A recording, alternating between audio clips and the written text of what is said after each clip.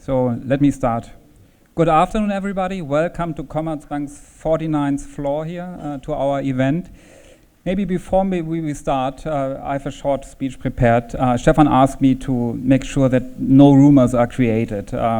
Why I'm saying that, you know, obviously Commerzbank was in talks with Deutsche Bank basically about a potential merger that failed. Now what you see here is basically when you look at the postcode of Commerzbank, it shows basically Munich. So I just want to make sure there's nothing planned basically with UniCredit nor Bayerische Landesbank. That's simply a tiny mistake basically in the postcode. Let me briefly introduce myself. My name is Robert Jäger. I worked in Commerzbank for quite a while in various functions in corporate finance and FICC. Currently, I'm responsible for a team here in trade finance, cash management, for strategy and business development. And what I will do in the future, I think that comes a little bit later in the speech because it relates then, I think, to you guys. Now, as mentioned, we are sitting here on the 49th floor. This is a building that was built basically by Norman Foster in the 19th, and that was a time basically where topics like I think being digital, capitalization, KYC, regulatory topics were not so much, I would say, in focus with banks in the banking world as they are today. Obviously that changed, I think, massively. And I think with that also, I would say the focus of several functions. Now, when you look at Commerzbank's investor relations presentations, you see the Commerzbank's logo, this triangle, basically with three main goals, I think, that we have. And I think the first one is we want to have a focused business model. And focus means on the one side, I think that we simplify our business model. The one thing I think that we were doing over the last years is cutting products. I mean, as I was working in FICC, I could experience firsthand basically how this looks basically with long-dated derivatives, etc. But on the other side, focus means also that you pay more attention on products that you really want to deal with. And one for Commerzbank, that's obviously trade finance. And trade finance is really, I would say, the DNA of the bank when it was founded in 1870, also by Hamburg merchants. I think that was one of the products, it's one of the biggest products that we have in our corporate client division overall, and obviously very important for our corporate as well as FI franchise.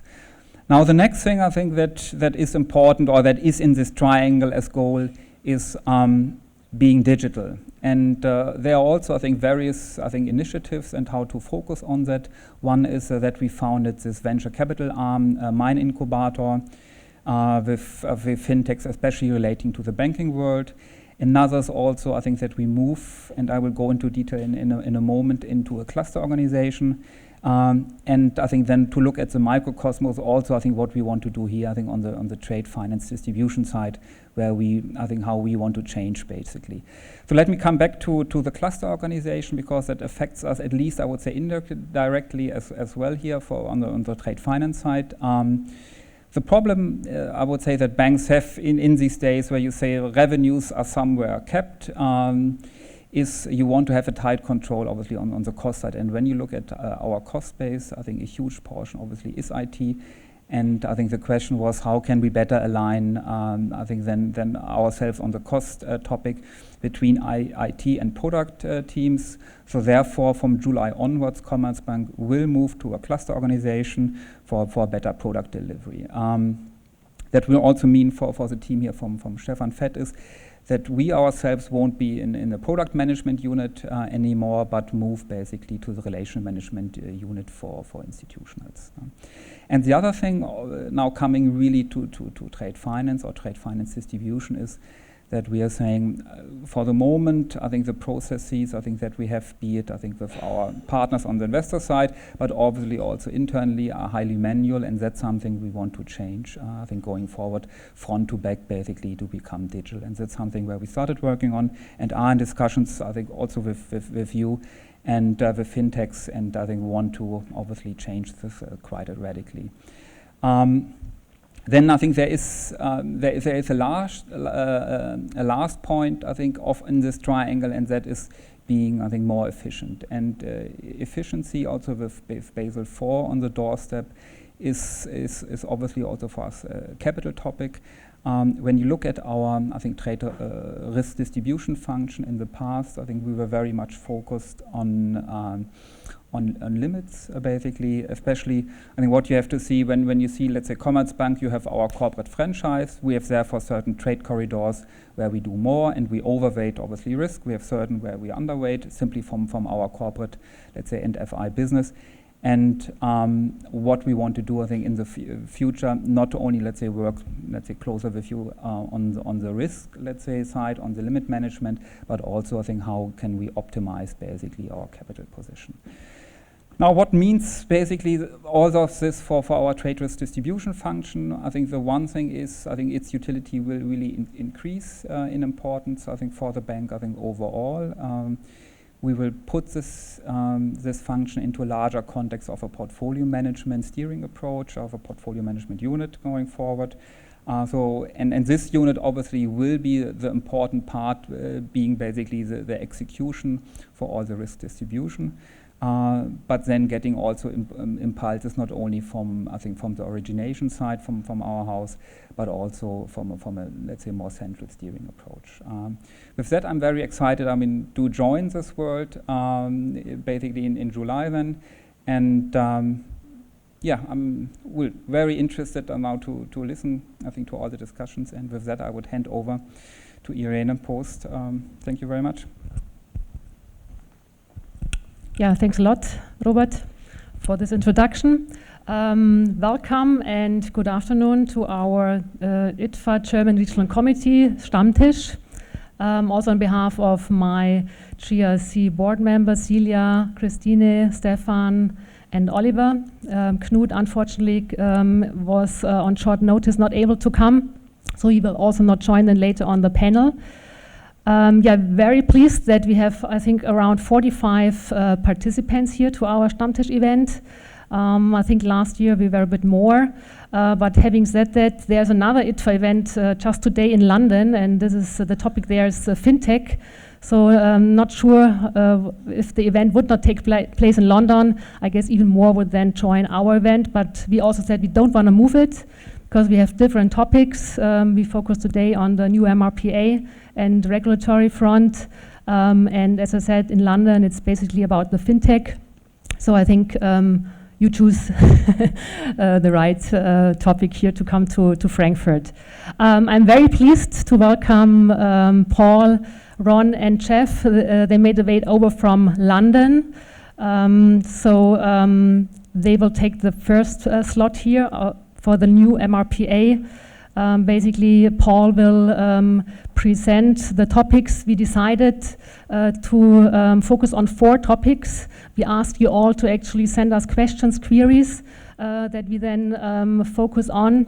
So out of these questions, as I said, we chosen the 4, and Paul will present it, and Ron and Jeff then will comment on it. And if this is then not enough, of course, we will open to Q&A. So please, I would ask you, if there are further questions then to these topics, please feel free to ask these questions. We have several in-house lawyers here from the banks, so I really hope for then a lively discussion afterwards. Also, thank you to Celia taking over then the second part in the regulatory front. And here, Manuel and Ramona will join on the panel, so thanks a lot taking part here. I also would like to thank now Commerzbank for organizing such a nice room, yeah, very nice view, and for hosting the event. I also want to thank Christine for taking care of the videographer, because for the first time now we have a videographer. So I think it's also good to have one that also afterwards everyone can see it again, and also for the colleagues who couldn't participate here, that they can watch it afterwards. I also would like to address our upcoming annual ITFA conference in Budapest. So you still have time until end of June to register for the early bird special prize.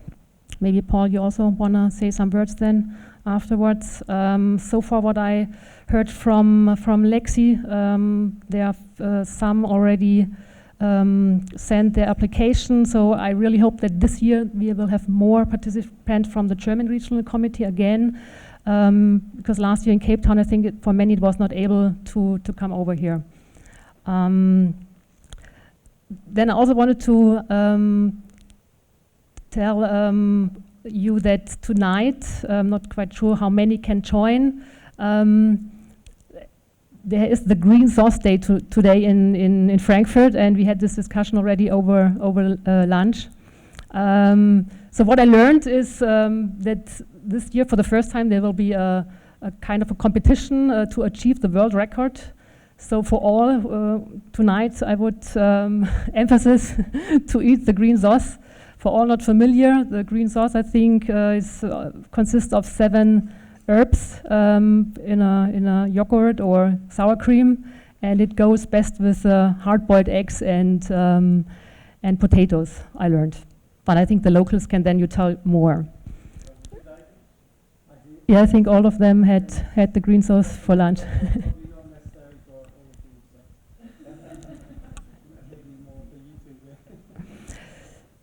Yeah, having said this, then I hand over to Paul, because I think the agenda for the new MRPA is quite long, maybe, yeah, but let's see. Enjoy the afternoon, and also then tonight at the Stammtisch. Yeah, regarding the microphones, so if you want to ask questions, there are microphones on the table, so please use these microphones on the table, and I think also we will hand over then these microphones.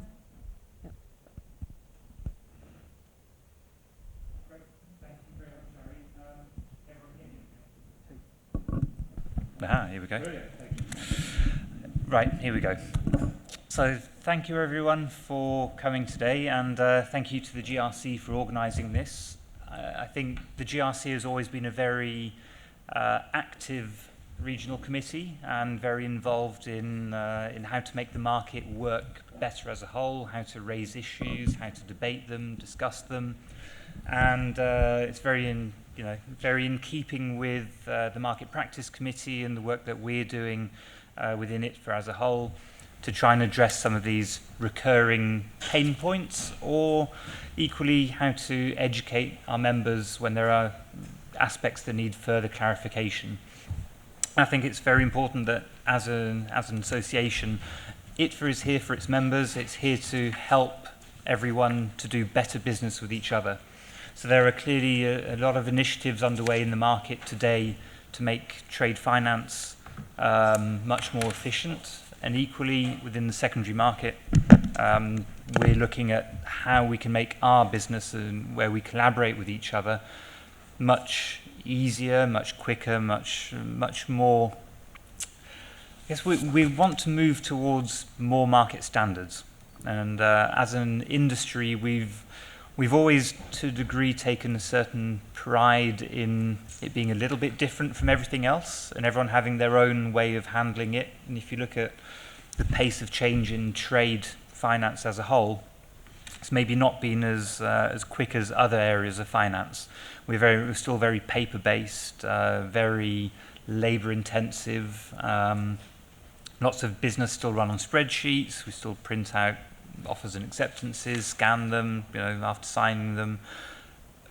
There are lots of aspects which we can work towards a more efficient way of working.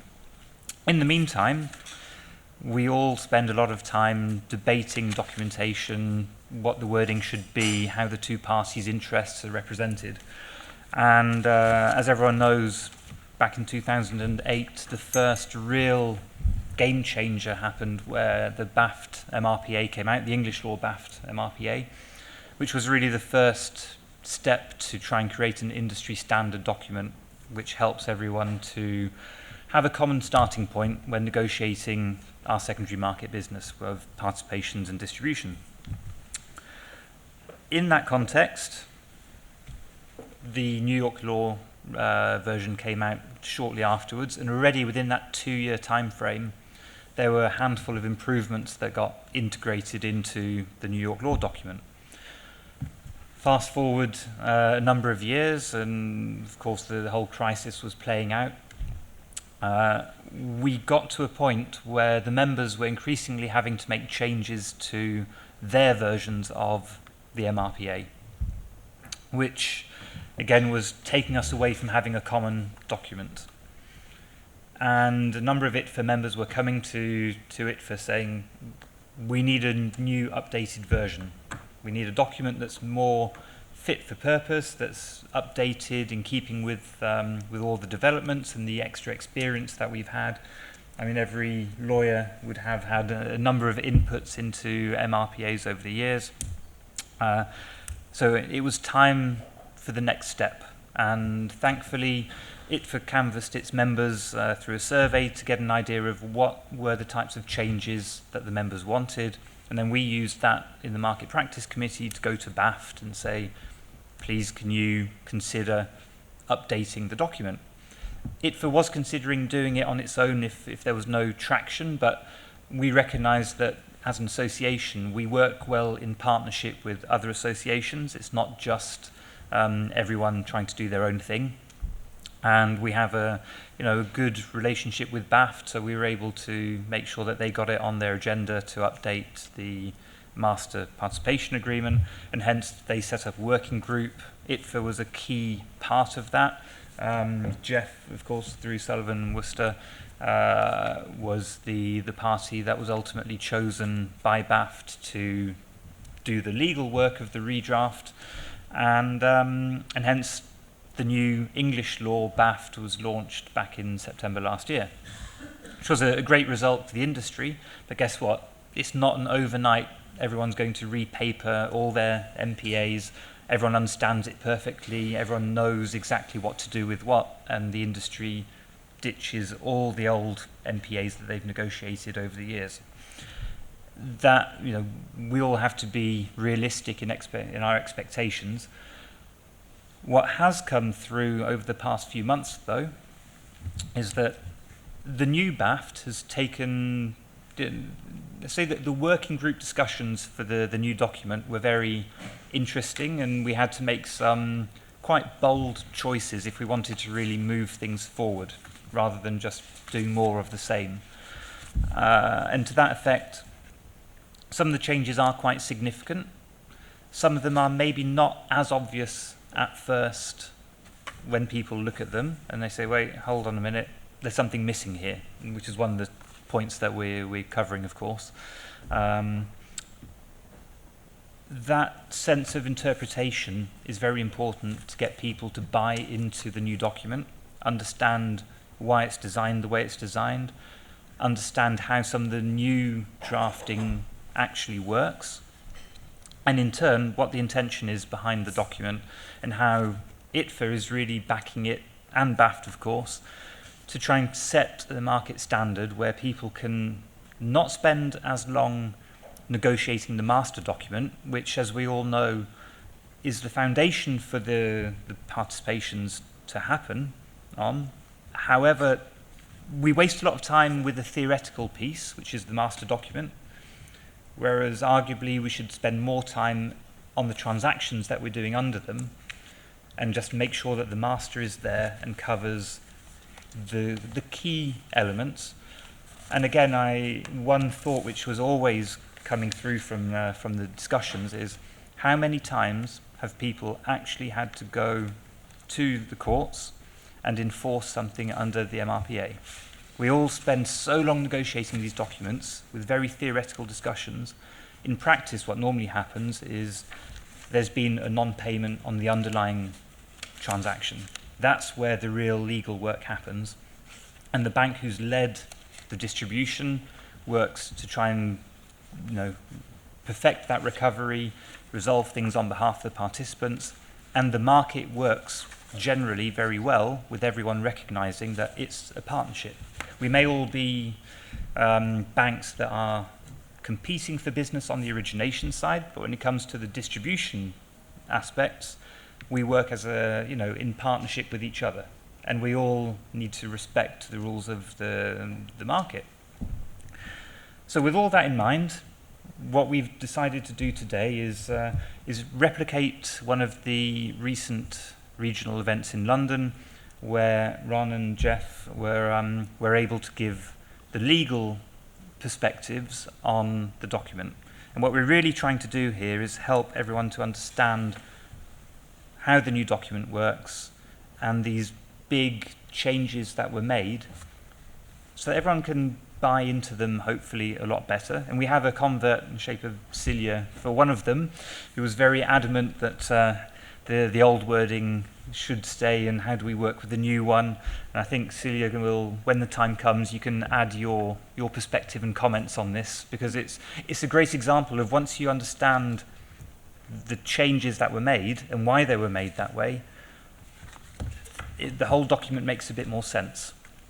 And I think, coming back to this, ITFA really wants to push for market standards. As an industry, we need to become more efficient. We need to try and create that synergy between us. And if we focus on simplifying some of the parts of our business that can be simplified, we can then get on with doing the real transactional stuff, which requires more input potentially. As a last comment on that, the real drive that we want to try and get across the market here is, don't mess with the master document. Try and leave it as is, accept it with, it's always going to be a compromise, but it's been designed to be as fair as possible for both parties. And in turn, anything that is particular to your institution or your transaction, put those changes into the offer and acceptance.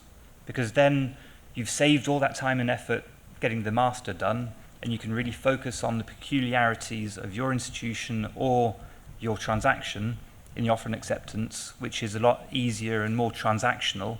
And typically when you have a transaction, we all know it's a lot quicker to find that common ground with the wording. Whereas the master document, you can spend years trying to negotiate it and debate over the finer points.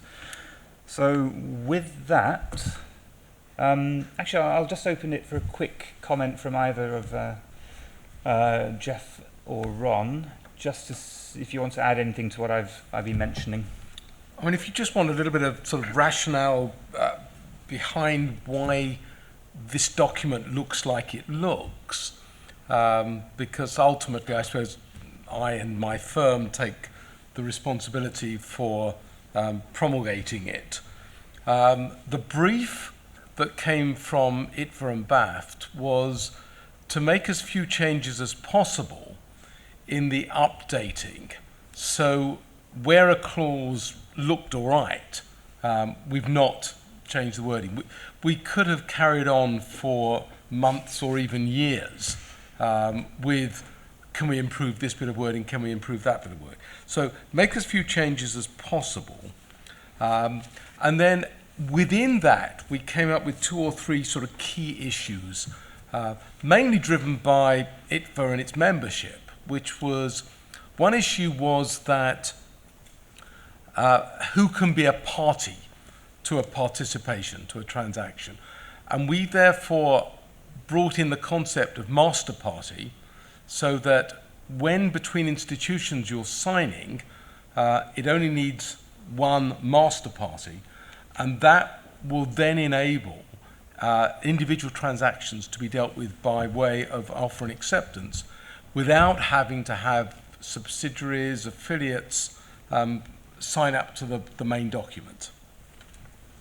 We thought it was a good idea to remove all the optionality, because what we'd seen over the nearly 10 years is that once you had optionality, everybody thought, if I can change this, if this is an option, then every clause became, well, I can just change this a little bit. And as Paul said, is that if you want a market standard, the idea is to have a market standard. And that means taking a view, don't give any optionality, and say, this is your base document, and then adjust it for an individual transaction. I suppose, and the 2 other sort of general points. The first was, because you're very inventive, we carved out what we call income payments. So you can deal with principal, the principal debt or whatever it is, and you can deal with how you slice up the income within the transaction, skim or whatever. So you've got that flexibility without telling you what to do. And then, of course, the last bit, because I know so I won't mention that word fraud. Oh, sorry, I mentioned it. But we'll talk about that later. And then the last part was to have a look at how the English law BAFT approached the relationship between the grantor and grantee, as it was, or grantor and participant, as compared to the way that the New York law BAFT, which came out 18 months later. And we said it is possible to create a seller-participant relationship rather than a debtor-creditor relationship. And Paul, I'm happy to develop that when it's. But that was, if you like, one of the most crucial changes, and that has come about because if you think 2008, the original BAFT was promulgated, immediately followed by Lehman's collapse, banks suddenly finding that they needed to worry about their counterparty, the regulator looking at exactly that. So the idea of bringing this document to a point where you can turn around and say, I have an interest in the underlying transaction, rather than I have lent money to the seller. That's what was driving a lot of that change. Thanks, Jeff. Yeah, and I think that sort of automatically leads us to the first point that we wanted to discuss, which is the assignment that Jeff just mentioned. And we did get a few questions on the assignment. I think, remember, one of them being, how do we know this actually works? Well, you put that in the document, but is that enforceable? That depends on a lot of aspects, of course, the governing law, the location of the grantor, the seller, and the participant, because you'd be dealing with those jurisdictions in those countries where this will have to be recognized, and possibly also the underlying governing law of the instrument, from which the receivable arises, and which is then supposed to be assigned in some shape or form to the participant. So there's a lot of aspects that we can't control, that we can't legislate for in the document. All we can do, and could have done and have done, is put in an assignment under English law, which is an actable assignment because it's not notified yet to the underlying debtor. Under English law, that would work. We know that under certain other jurisdictions, that would be recognized. Would it be recognized in every jurisdiction and every situation that you could possibly encounter? We don't know that. But compared to the previous draft, the previous version of the BAFT template, where there was no actable assignment, and we called that a European-style participation agreement versus a North American-style participation agreement, where there was always some sort of beneficial interest granted to the participant. The older, prior to this BAFT template version of European-style participation didn't have that. We put that in for, I think, two reasons. One is the one that Jeff mentioned, which is to protect, to give some form of protection to the participant against the insolvency risk on the grantor, which is normally not very high, but we have had cases where that would have come in very useful, of course. But I think there's another one, which is perhaps less known, but that has to do, I think, with US GAAP rules. US banks are doing their books under US GAAP rules. If they are acting as sellers, it is very useful for the other side, the participant, to be able to somehow take it on their books and not just have a debtor-creditor relationship with the seller. We don't have that same rule under IFRS, so it's, I think, less of an issue for banks that use IFRS.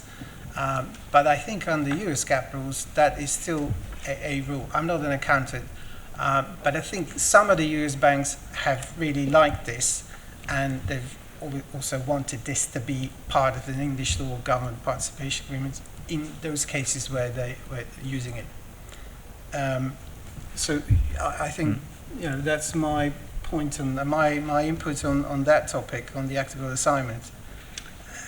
Yeah, and can I just give you because I was re-looking at this in the light of some comments that have come back, and there is, if I might say, there's a sort of almost like an obsession with equitable assignment, that doesn't exist in my law, therefore this document must be defective.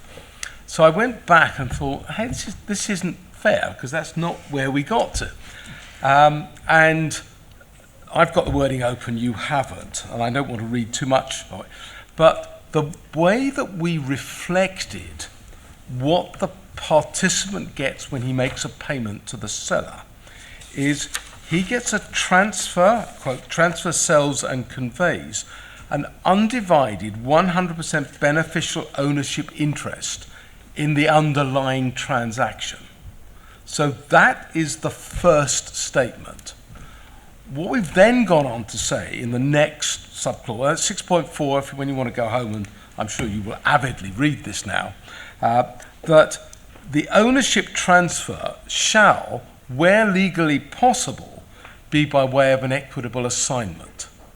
So what it's saying is that when you're looking at this in your jurisdiction, talking to your lawyers, your regulators, bankruptcy officers, 6.4 says it's a grant of the beneficial interest in the underlying assets.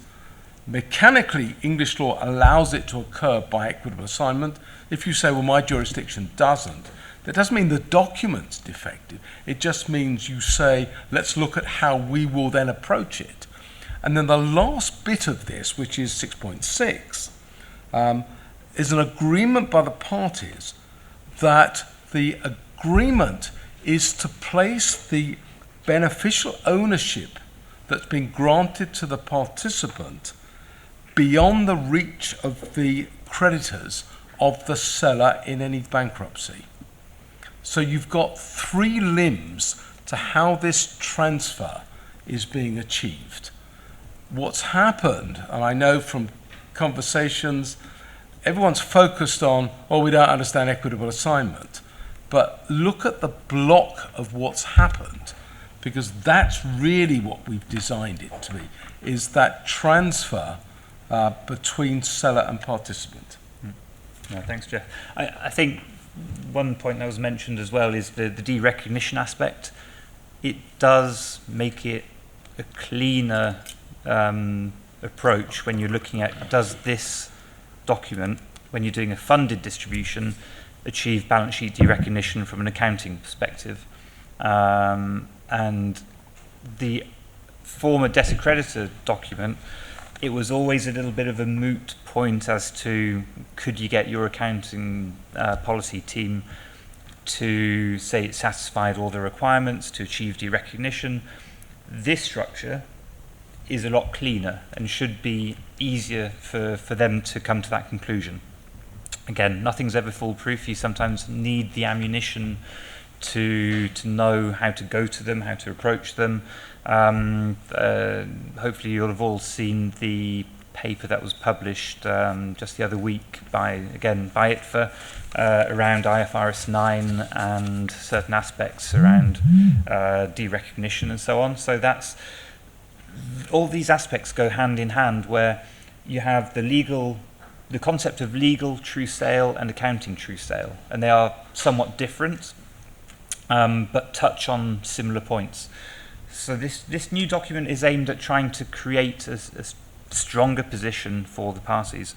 One other point which is worth mentioning is, and Ron mentioned this, it's better than the old debtor-creditor structure. It's cleaner, it's more transparent as to what's happening and what interest the parties have in a given transaction. But still, it will never be the same as doing an old school forfeiting style transaction where you have a clean assignment and then or an endorsement of a negotiable instrument. If you want it to be as clear as possible from an accounting perspective and from a legal perspective, that is still ultimately the best solution. However, there are practical reasons why we don't do that type of business as much anymore, because our transaction flows are higher, the types of instruments we're dealing in can be different. It's not practical to try and perfect that assignment each and every time. So this is a really good halfway house, if you will, that enables these structures to work and the distribution to happen whilst simplifying the logistical aspects too. Maybe this is an opportunity to open it up to the room a little bit and get your thoughts or initial questions on the whole principle of equitable assignment. Are there any people who have not fully understood the reasons for moving towards equitable assignment, or do you have practical challenges that have come up recently which maybe we can look at? A particular transaction, but you have to take a more general approach, which makes it more difficult to consider every aspect. I know it can't be a perfect concept, because there are so many jurisdictions involved, and I learned from what you've said that it's just an approach to tackle this issue, even though in practice this may cause practical problems, because taking legal advice makes it more lengthy from a time aspect of time. That's in view of this clause, and later on we can also discuss the elevation, which is the bigger brother of this smaller legal concept. So we wrote the guidance notes. What we were not suggesting that you need to take legal advice on the master participation agreement itself, because we're quite happy about what it does, and indeed, we've delivered an opinion.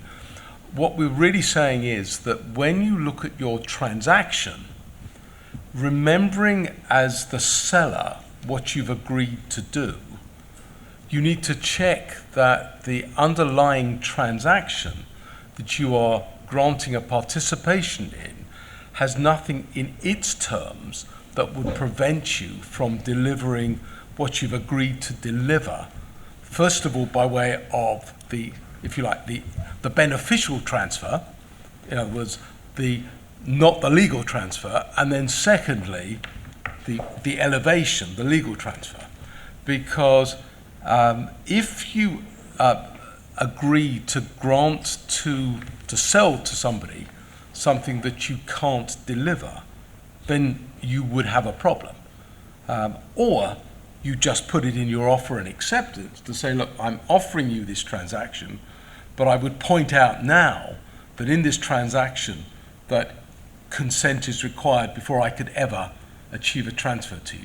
That's the advice from a transactional point of view, not in relation to the document. I would like to add two points to that. The other reason why you might want to consider taking legal advice is if you are a participant and you're concerned about whether or not this assignment actually works, gives you the protection against the insolvency of the seller, you would want to know for sure, then you probably need some advice if you really need that certainty. Because as I said earlier, there's a lot of aspects that come into it. But the best thing probably is to go to a lawyer in the jurisdiction of the seller to see if it works. If your concern is the insolvency or the credit risk on the seller. So there's another reason why you want to do that. I would add though that as far as I know, and again I'm not an accountant and I can't give any advice on that, but under IFRS, whether or not this works doesn't necessarily mean you can't have derecognition as a seller. So if you have a funded participation under this agreement, but for some reason you don't have the equitable assignment, or you're not certain that you have an equitable assignment or that is absolutely enforceable, that doesn't necessarily stop you from getting derecognition, because the criteria for derecognition on IFRS I don't really deal with this particular point. Under US GAAP is, I think, different, but IFRS, I think you'd be okay. The third point for which you might want to take and consider taking advice is the tax treatment. If, as a seller, you pass a benefit on to a participant, if there's any withholding tax on any interest payment coming from the recourse party on payments to the seller, if the seller is in a jurisdiction where there is no withholding tax because there's a treaty that allows the recourse party to pay without deduction, that's fine. But if he passes it on and he is actually given a beneficial interest to the participant, that might affect that tax treatment, depending on the treaty, depending on what countries are we looking at. So that's another reason why you might consider that. If there's no withholding tax on the recourse party jurisdiction, then that is not really an issue, of course. But if there is, then it's worth looking into whether having a beneficial assignment, equitable assignment, makes a difference in terms of the tax analysis. Yeah, one question. So I understand that you suggest to take that legal advice on an individual transactional basis. But then, there's a lot of time pressure usually on these trade finance transactions, and sometimes I really don't know if there's really time for that. But I also understand from what you've said, it appears to make only sense to have a deeper look at these issues if you really have a certain concern about creditworthiness of a partner on the one hand side, and then on the other hand side, if any balance sheet treatment is important for you. Otherwise, I think you can just say, well, it's fine, we have a certain infrastructure in the document which might help in case there's a problem, but might also be approached to deal with it. It depends on what exactly, whether you're a participant or a seller, you're actually trying to achieve. And if you're very concerned about the risk on the seller and you're a participant, and you might want to know, does this actually work? And then you would go a bit further. And you'd probably only have to do it once for that particular country of where the seller is located. And then, of course, the other point is the underlying document. If that doesn't allow any form of assignment at all, not even this one, then you will have to flag that. But that's not necessarily something, perhaps, that you need, specialist legal advice. You just look at the underlying document. You could probably do that in-house, I would say. And maybe this is something which, every time legislation changes, we all need to go back and check what potential impacts it has on our existing business. We can't always assume that nothing changes around us. And in that context, when we change some of these structures, clearly there's that initial period when everyone has to just double check how it works for them, what they're trying to achieve, whether it has any ramifications in general. But that's something that we all have to go through, I think, on a more frequent basis nowadays. The internal requirements and pressures that are put on our activity are definitely getting harder to meet. So unfortunately, this is something that, changing the structure does mean you might have to go back and do that initial piece of work to just get comfortable with how it works in the context of your institution. But as Ron said, hopefully it's a one-time exercise that once you've done it and understood, okay, this is what the implications are, then you can adapt to it and know what you're dealing with for the future.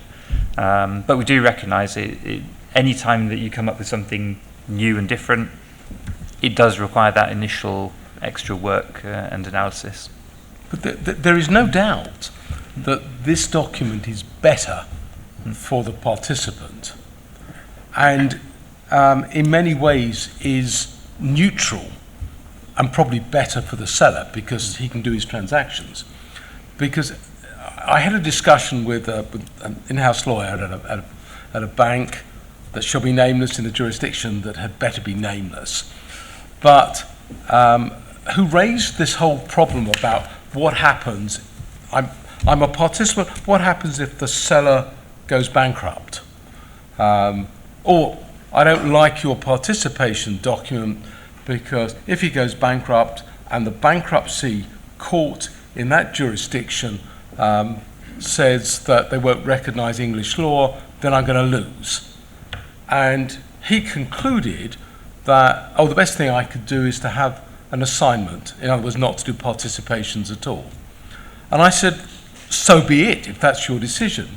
But for the last 10 years, you've been doing participations under the old document where you were clearly a creditor, because that's what it said. So this analysis that you're now doing, saying, I'm really worried, why weren't you worried for the last 10 years in that same scenario? Because you undoubtedly, as a participant, would not get the benefit of the underlying transaction, because that's how the document was structured. And so that's what I'm asking you all to look forward. And we believe that most jurisdictions will accept that if the parties contracted under English law, that law should be recognized. And that's what this document says. It essentially says in 3 different ways, this is what we intend to achieve between seller and participant. So that's the magic, if you like.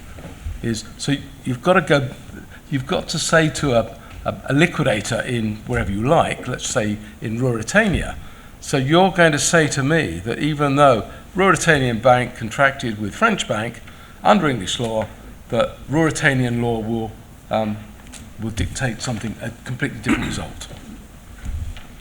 The Ruritanian Bank's probably not the seller. This is a very serious Ruritanian banker's seller that we're worried about. What I just know, if you have a look at the underlying instrument, they are traditionally very short, and there's not a lot of contractual infrastructure. So, for example, if you compare it with leverage finance, the LMA-style documents, they have very elaborate assignment clauses, which makes it clear for everyone how it works. In trade finance, there are very often short SWIFT notices, and there's no infrastructure for any assignment, which makes it open for interpretation and legal analysis, which might turn out people may take different views on this. But what I understand, really, it's an approach to have a consensus about how to deal with such situations, and to give a legal guidance how to proceed in case to better give a position in insolvency. And I think there's also no operative risk. For example, I also had the fear, what if, for example, if you don't comply with this provision? So might it negatively affect your position or your protection? But I don't think so, because it's drafted in a very soft way, as soft as possible. So give you the maximum comfort in case for the equitable assignment. Yeah, it does say 6.5 where legally possible, so it has that caveat in there. Nonetheless, it'd probably be good to at least have a look at the underlying documents in terms of their assignability. And I agree that a lot of those documents don't have any specific clauses dealing with that at all. And then the question is, what is the default position under the applicable law? That depends on the applicable law. I would say, as a lawyer, taking a sort of more a general view to this, having worked in a cross-border environment for most of my professional career, that where the document is silent on it, as long as the claim is not too personal and it's just about a claim for money to be paid an amount of money, that is usually assignable if it's silent on the point. Where it's too personal in the sense that you need a claim right, and the identity of the creditor is relevant and important, then there might be some restrictions. But that's a sort of general view on that. So I think I don't think this would easily lead to any sort of misrepresentations or on the side of the seller in the sense that he has promised something that he can't deliver. I don't really see it that way. If I may add one maybe obvious statement, but just a reminder, these changes really apply to funded distributions and participations. When you consider an unfunded scenario, there's no real change to how it was done previously. That's right. So it's Until such time as in an unfunded, you have to make a payment. Yeah. And then this all applies. But that's right. Risk stays pretty much as it was. Yeah. So remember, if you're looking at the unfunded side of your business, the ramifications are actually very minimal until, as Jeff says, you need to effect a payment if a claim is made. But these fundamental changes apply to the funded business, where again we were trying to make sure that there was a cleaner mechanism and a bit more certainty and protection for the buyer, but also for the seller in terms of what they're trying to achieve. It's really the changes focus predominantly on the funded distribution space, which again 10 plus years ago when the original BAFT came out, most of the participation business in the trade finance market was still really focused on unfunded participations. So there'd been a big shift with the new capital regulations coming through. People wanted to try and get bigger RWA benefits from getting the assets off the books, hence the derecognition criteria, trying to make sure that you were getting the funding in. So the market and what the players in the market were trying to achieve changed during that time. Hence why some of these changes also made sense just because our business has evolved. I think if there aren't any more questions specifically around, one more.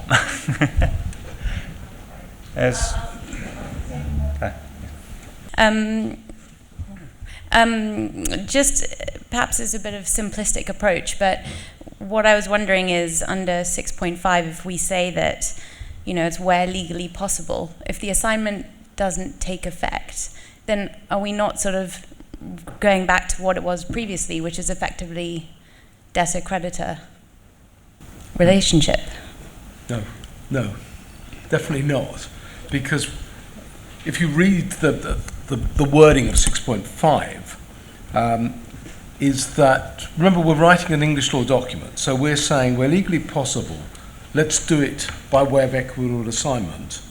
And then it goes on, or in such a way as to give effect to clause 6.4 under all applicable laws. What 6.4 says is the sale of an undivided interest. Mm-hmm. So in no circumstances are we going back to debtor-creditor. In fact, the advice that we've given is that if you want debtor-creditor, then you probably don't want to sign up to the new MPA. And what you want to do is to look at the old MPA and then put in the real debtor-creditor wording that existed in clause, I think it was the old clause 20, which absolutely said this is debtor-creditor. But this is not designed to throw it back. What it's designed to do is, in as many ways as possible, to say to a court or an insolvency practitioner in any jurisdiction, looking at what the seller has given, to say, look, he signed up to an agreement whereby he, for the money that was paid by the participant, granted that interest. He didn't borrow the money. He granted an interest in exchange for the payment. And that's at day one in funded, subsequently in risk. That's what this was about. Mm-hmm. But I guess practically at the end of the day, if the assignment doesn't work, what's the relationship between the parties? as in if the underlying assignment under the documents doesn't work, you're giving commercial effect to A transfer. yeah. A transfer by Yeah. whichever, whatever manner you would achieve a transfer under your local law. Yeah. Because that's what it is. And if you don't like transfer, then we also used sell, and we also used convey. And if you like, that was deliberate to, if you like, to rebut what you've said is, well, you can't transfer under my law. So, well, you can sell under your law. How did you want to achieve the sale of that right? And what I said to the guy that was being so doubtful, he said, because you've got to analyse, you got a payment. You got a payment for something, and you're right in one way, saying, oh, well, he lent me the money. And you say, well, where on earth in this document does it say that I had a right, when that money was paid to me, to treat it as a loan? Because the document says absolutely not. It says that payment is in respect of the grant of that right. I think under English law that is a sound analysis. Whether that will be recognized under other law systems in the same way, certainly those systems that are, say, wholly unfamiliar with the concept of a trust or a split of the legal rights, legal title to something, as opposed to having a beneficial economic interest. Yeah. Some jurisdictions deal with that in a very different way to the English system. So with that caveat. Oh, no, I don't disagree, but that's why we used as many words as we possibly could to pick up exactly that. I mean, for years, we still got a trust in Clause 12, money held on trust, but the French for years said you can't have a trust under French law. And then actually, in recent times, the advice has come back saying, but French law will give effect to that by treating it as an agency. So that you can expect legal systems who, with an ability to adapt their thinking to meet what's required here. I think we're not in the dark ages. Yeah, I think that was kind of where I was getting to at the end of the day. Unless you're trying to achieve off-balance sheet treatment, then if it doesn't work as an assignment, then is the effect of 6.5 that commercially you would, between the parties, get the same place, or it's not? Because under the LMA secondary debt trading, that's kind of how it works. So I was wondering if it worked the same way Well, here. I think for derecognition, from the seller's point of view, that is, right? In case of a funded participation, as Paul said earlier, whether or not this assignment works, I don't think makes a great difference. If you look at the criteria for derecognition under IFRS. Yeah, sorry, I was thinking of US GAAP. US GAAP is different. Yeah.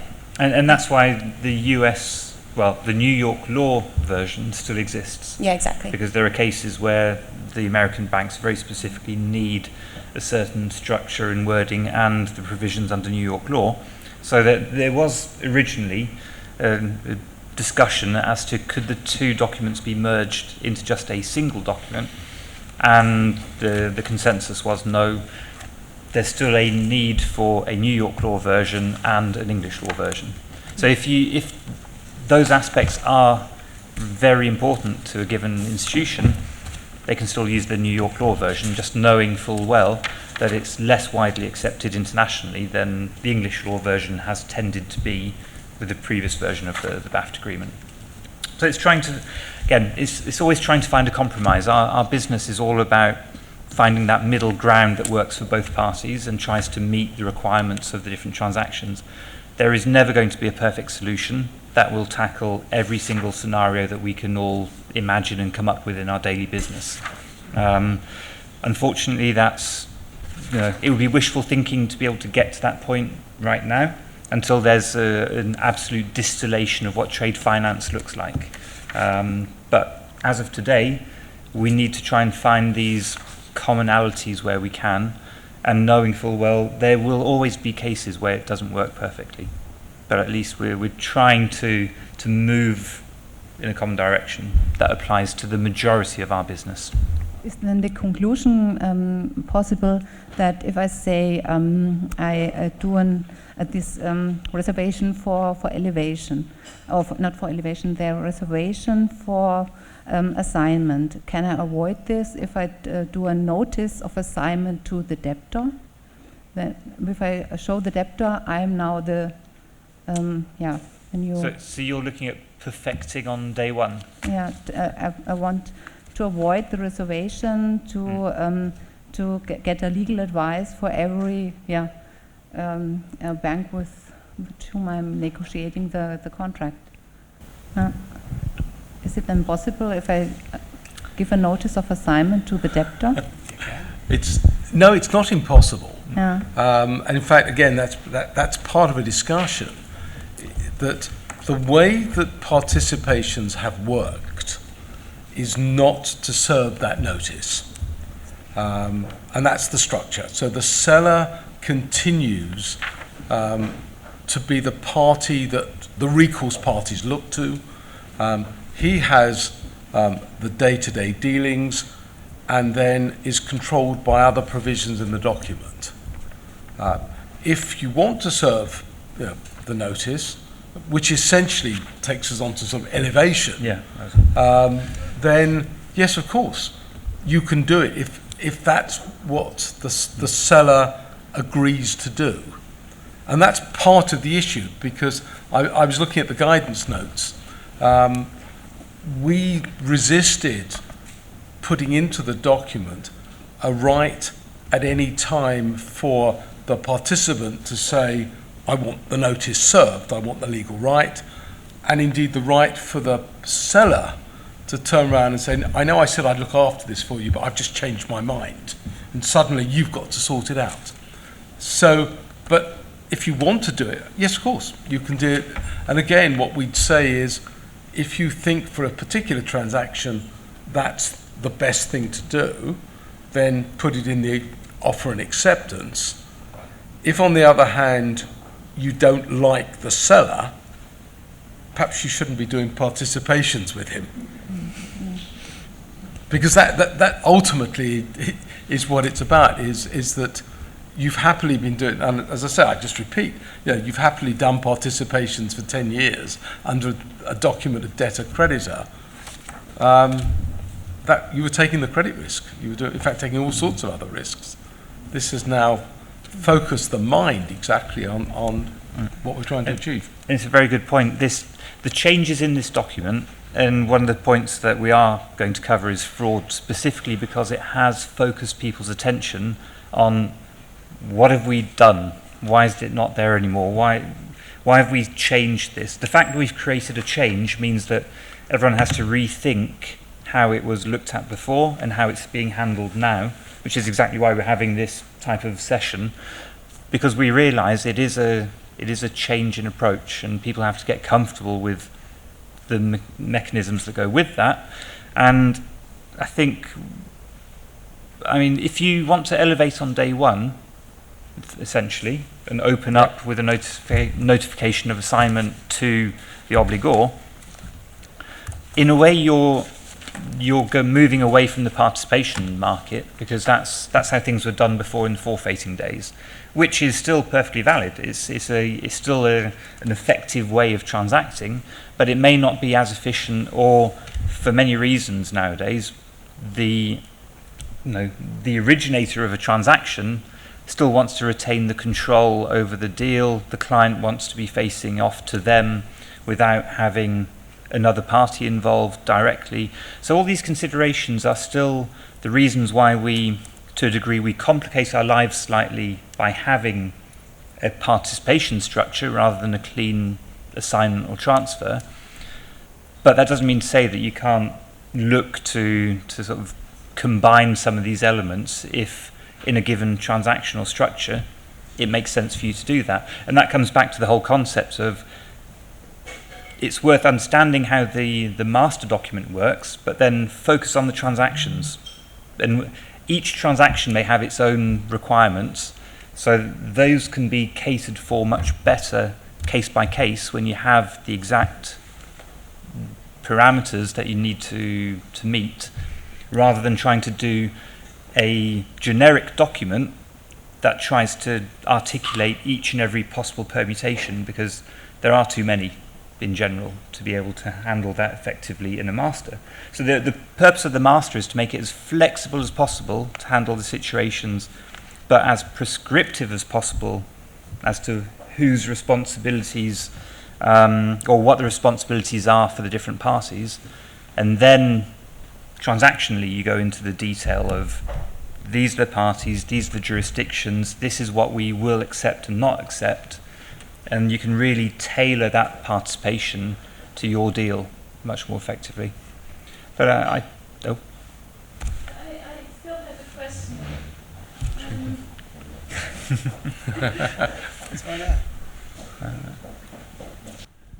Because you said just before that this is only for or mostly only for funded participation and has not really an impact on unfunded participation.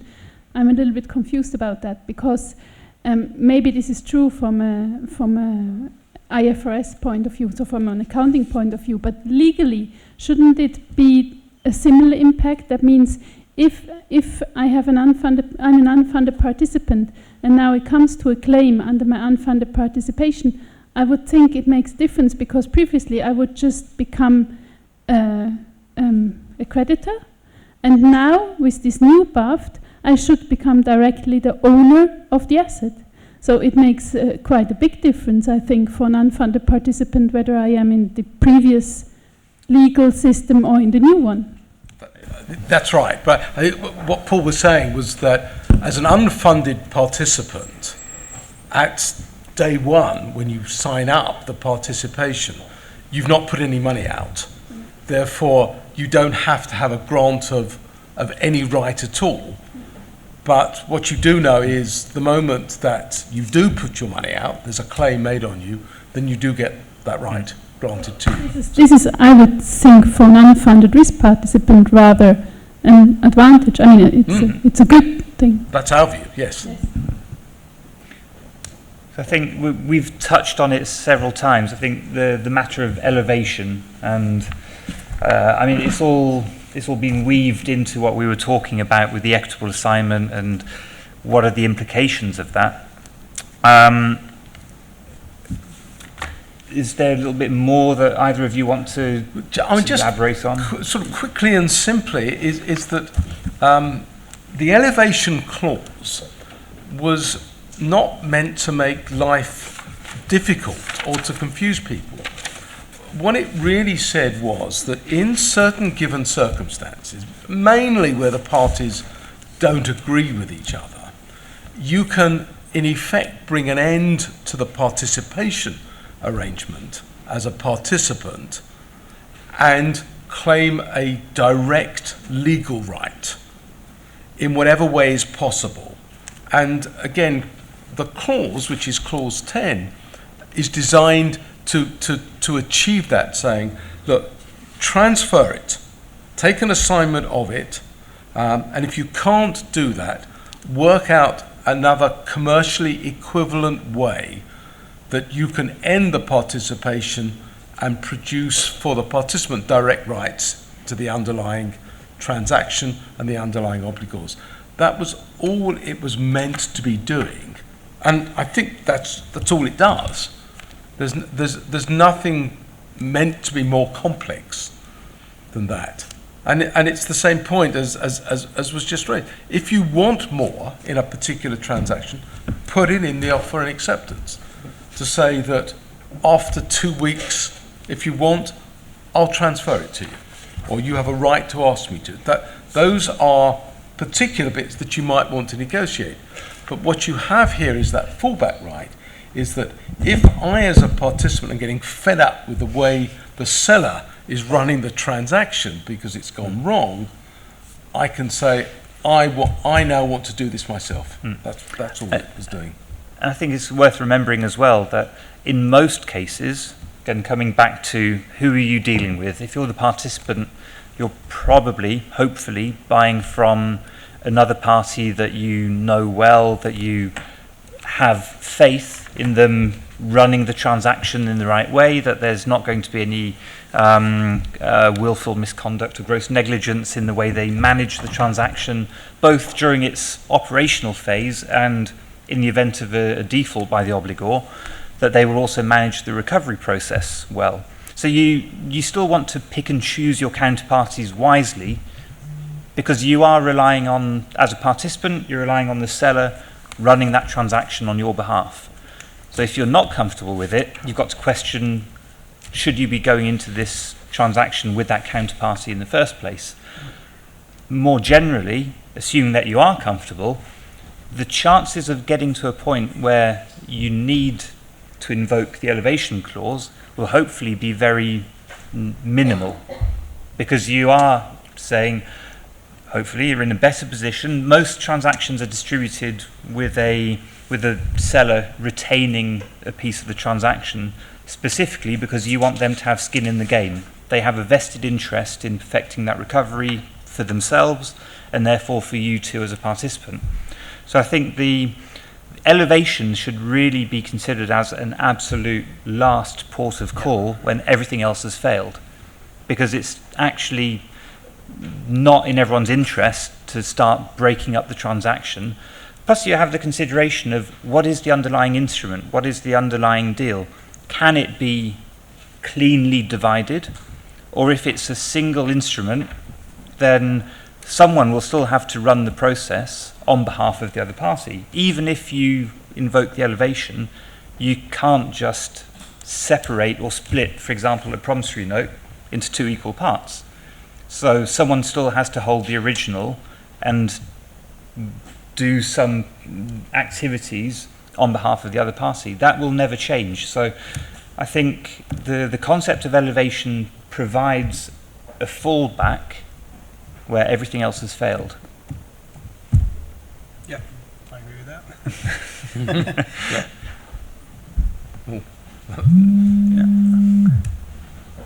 No, you spoke about flaws, things that could go wrong. I would be very interested in if you could expand a little bit on when things go wrong, and it comes to if you take into consideration what happened with Lehman, AIG, Northern Trust, Banco Popular, Veneto Banca, Gerling, and so on.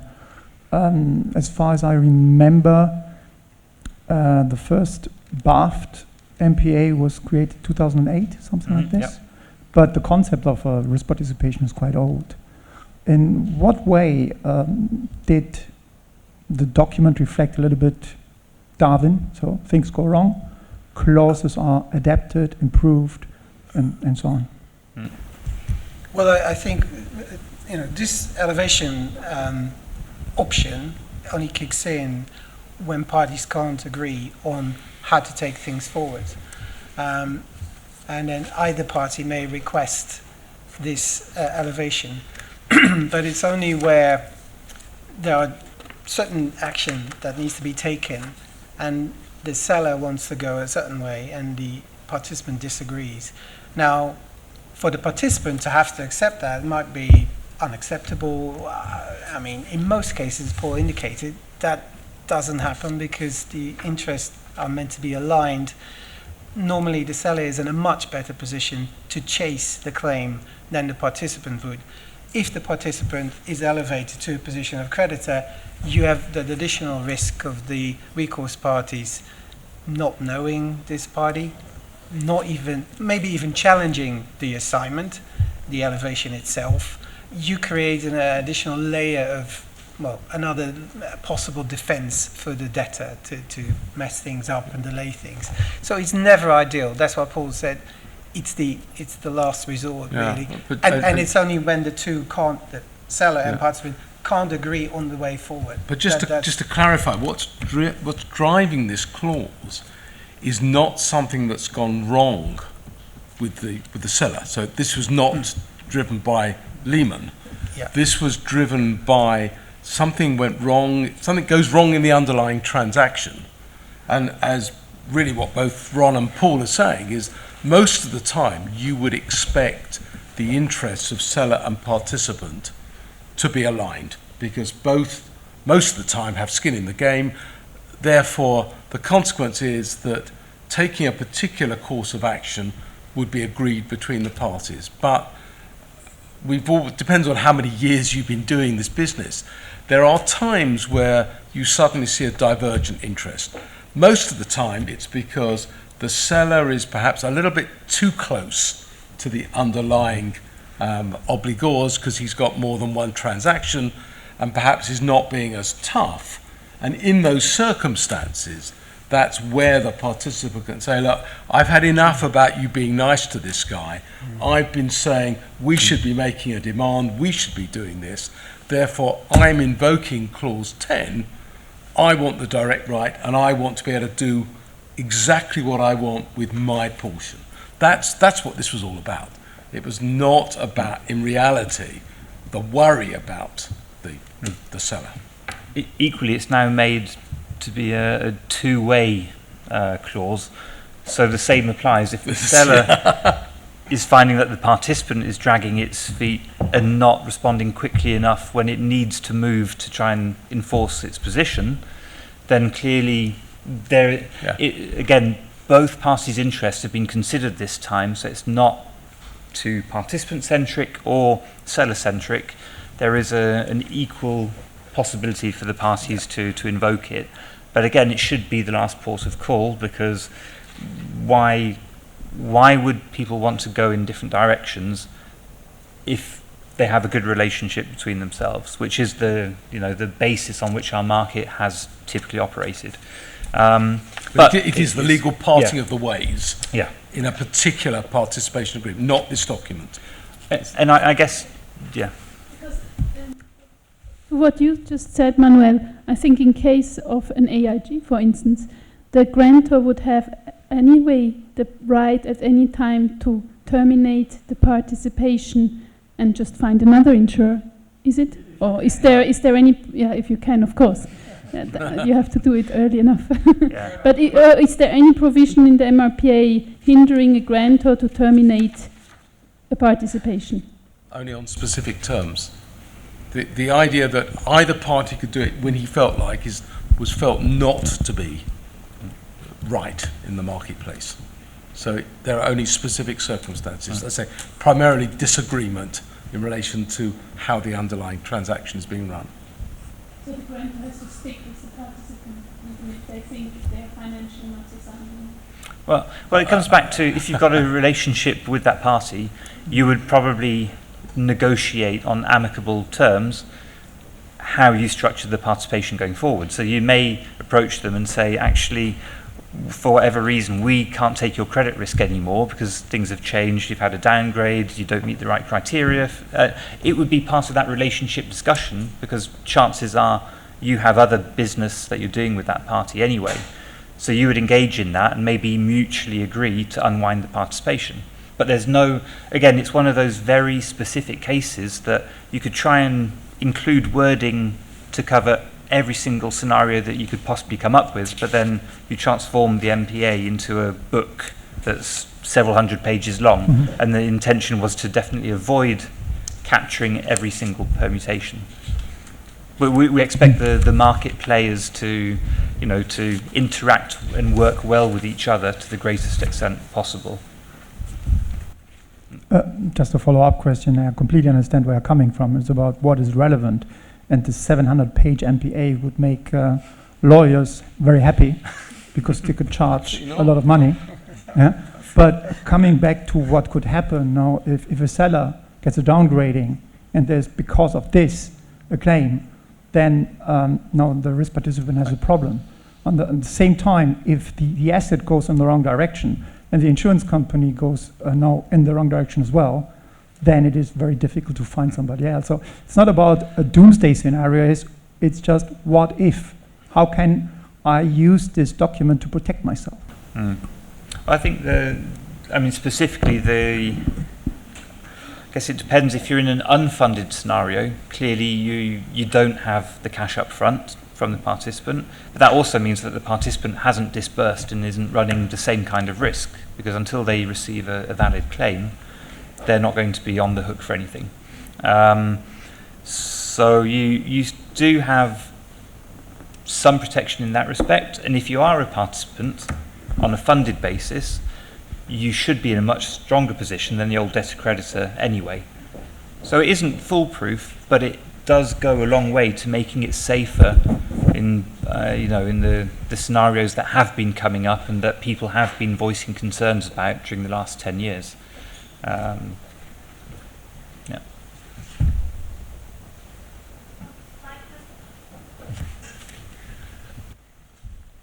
So my question goes in the same direction. What we probably would like to have in the MPA is some clarification that in the case that the seller is struggling, like being in a bad payment conditions or becoming insolvent, that the participant would have the possibility to ask for notice of assignment. So also probably you could put a clause such as saying that the participant has to contact the seller in such a case, and within 10 business days, they will have to find a solution. But I think the participant should have the possibility in such a case to provide notice of assignment to the debtor. Because this is, for me, the sense of an assignment is that I get the ownership. And so I should be able to provide notice of assignment to the debtor so that in a case of an insolvency, I can get my money directly from the debtor. And that works. Does it work? So I could not really find a clause. Well, so we integrated one in our agreement, but on the notes of assignment, what the first protection is, of course, the protection we've been talking about earlier, which is the equitable assignment of 6.4, 6.5, and 6.6. Let's lump them all together.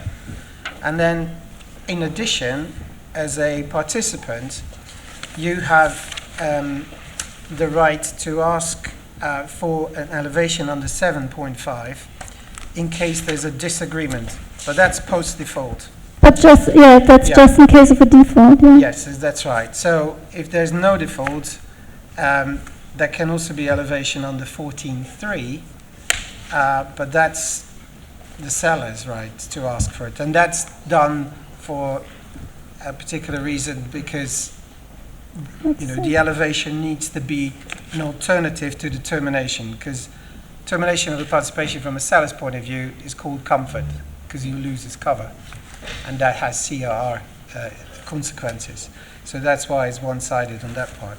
But post-default, so you have, as a participant, you have two layers. You have the equitable assignment of 6.4, 6.5, 6.6, which is intended clearly to protect against the insolvency risk on the seller. And then if there is a default in the underlying agreement and you disagree with the seller on how to take things forward, you can ask for an elevation on top of that. So I would say, what you're concerned about is intended to be addressed by 6.4, 6.5, 6.6. That's why one of the main reasons why it was put in. But I could not find the point. So I missed under 10 some clarification where it would say that the participant could serve notice of assignment if the seller I think that there's does no not MAC clause as such relating to the seller.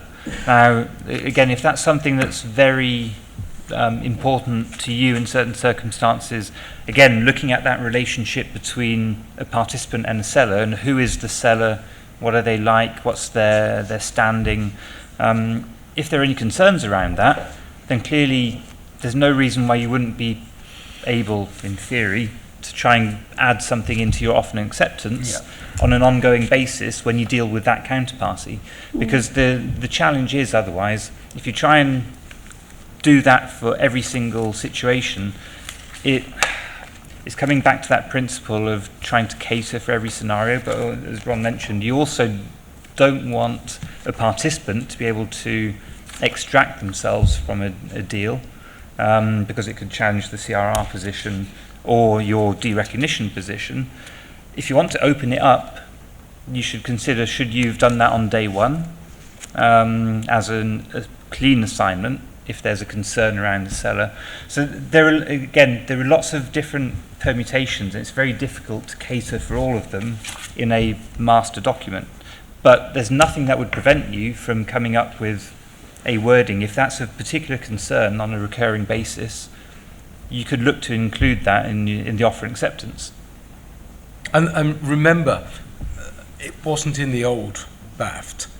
And there were lots of other possibilities. We debated over the 2 years other provisions that could have been put into the document. And the decision was not to put that in. But I think it's right, is I suspect you should not be entering into master agreements with counterparties that you do not think are financially sound and are able to deliver on their obligations. And I think that if subsequently that happens, then either you don't buy any more, or you put it into your subsequent terms of the offer and acceptance. But for the existing transactions, I have no way out, right? Even if in a funded transaction, as a participant, I've paid the money, and the recourse party might be in a good payment condition and pays directly to the seller, but the seller becomes insolvent, then the money's lost. No, not under this document. Mm-hmm. Under the old style debtor-creditor, yes, that was the default position. Under the new document, as a matter of English law, that is not the position. So I could claim it with the insolvency practitioner? Yes. Okay. You would point to clause 6.6 that I have the right. This asset is not yours. It's not the seller's. It's mine, the participant. That's what this document says. And to the extent that money is paid, clause 12 says that money should be held on trust. And then we go back to this argument is, will an insolvency practitioner in every single jurisdiction recognize that? I can't say yes, and the decision of BAFT and ITFA was that was not something that they would invest huge amounts of money in trying to find that solution. I think just to, I'm aware that there are other topics that need to be covered. So maybe moving on to another contentious one, which has raised a lot of question marks since the publication of the new document. The fraud clause, or rather the lack of a fraud clause. Why did it go? Where does it leave the two parties with that risk? It caused a lot of debate within the industry since the clause was inserted into the original BAFT. And clearly, as Jeff mentioned earlier, the minute you have a choice, an option, and you are given two options which are diametrically opposite, people had to decide which one they wanted, which was their preferred position. Does the grantor at the time retain the fraud risk, or is it passed on to the participant? Are you sharing in all the risks, or are you closer to the fraud risk as an originator, and therefore you should be the one that retains that risk because you are most likely the one who can mitigate it? Looking at the new document, we spent some time in the working group trying to find the way forward, and it was heated debates at time. The reality is we got to a point where we had to take a step back from it. Because the clause was in there before, it polarized opinions, it drew attention to it. And people were looking at the two very black and white simplistic options that were presented. As everyone around the table knows, if you do have a fraudulent transaction or a fraudulent payment, everything is anything but black and white. When you discover it was a fraud, which parties did it, what transaction structures are most likely to have fraud occurring, how you can mitigate the fraud risk, and how long after the transaction defaults you discover it's a fraud, and what can you do then? All these things are, again, so different in each and every case that trying to put a black and white way of capturing the fraud risk was actually a bit of a simplistic way of looking at it, and I would say a red herring, because it wasn't addressing the actual issues. So with that in mind, maybe I can allow my colleagues here to explain why there was that decision to remove the fraud clause altogether, and how the rest of the document actually handles that situation of fraud risk. Yeah. Now, well, frauds is I mean, I sort of disagree with the notion that fraud, that the seller would be in a position to better assess the risk or detect fraud as opposed to a participant. The concept, I mean, the typical feature of frauds, whenever it happens, is that it is, if it's done in a very sort of clever but devious way, no one can detect it, and it could even be remain undetected within the company in which the fraud is committed. It could be certain employees of a company that act together with others outside a company, and they're not going to tell their bosses, obviously. So that's the first point I would like to make when it comes to fraud. It's when it happens, and we've seen it happening, of course. In most cases, vast majority of cases, everyone is taken by surprise. Even the companies involved that through vicarious liability, because they're liable for whatever their employees are doing, are part of the fraud, technically. And so to say that the seller should bear the risk because he's better able to detect it, I don't think is generally true. Where it is able to detect it, then you can probably, as a participant, go to the seller and say, well, under 1911, you have a duty to act and administer this as if it's as if you are not covered, as if you are taking the risk completely yourself, and so you have to, in other words, do your due diligence. The other point I would want to make in relation to fraud is that if, as in it was optional in the older draft version, the parties were to agree that the seller bears the risk of fraud and the participant has no risk at all in relation to fraud, in whatever circumstances, just as straightforward as that, then I think the seller might have a problem under if he wanted to de-recognize the asset in the case of a funded participation, because de-recognition requires that the whole risk goes. And if something like this remains, an auditor might say, you haven't actually parted with that risk. There's still some left with you. And it might then say, I won't allow de-recognition because of it.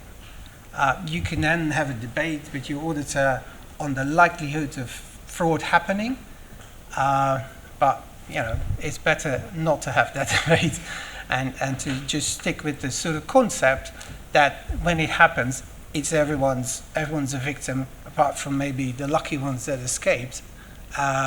But other than that, everyone's a victim and everyone's in the same boat. And the whole concept of participation is that you share the risk, including this nasty one.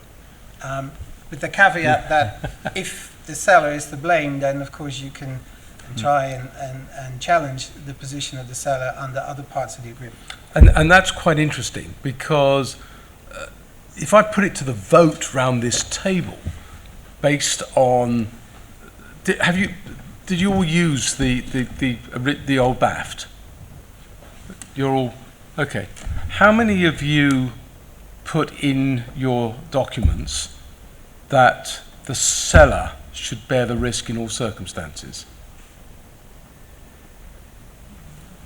Come on, be brave. Put your hands up. Put your hands up higher. Okay, that's a reasonable number of you. How many of you felt that the risk should be shared and put that into your document? Leave a few. Okay, so what you've demonstrated to me, which is what I was hoping you would do, is that you split down the middle. And most of the time, despite what Ron said, if you were a participant mainly, you said, oh, fraud risk should be the seller, should be the grantor. And if you were a grantor, you said, oh, come on, guys, we're all in this together, let's share it. And that latter approach was what the New York BAFT did.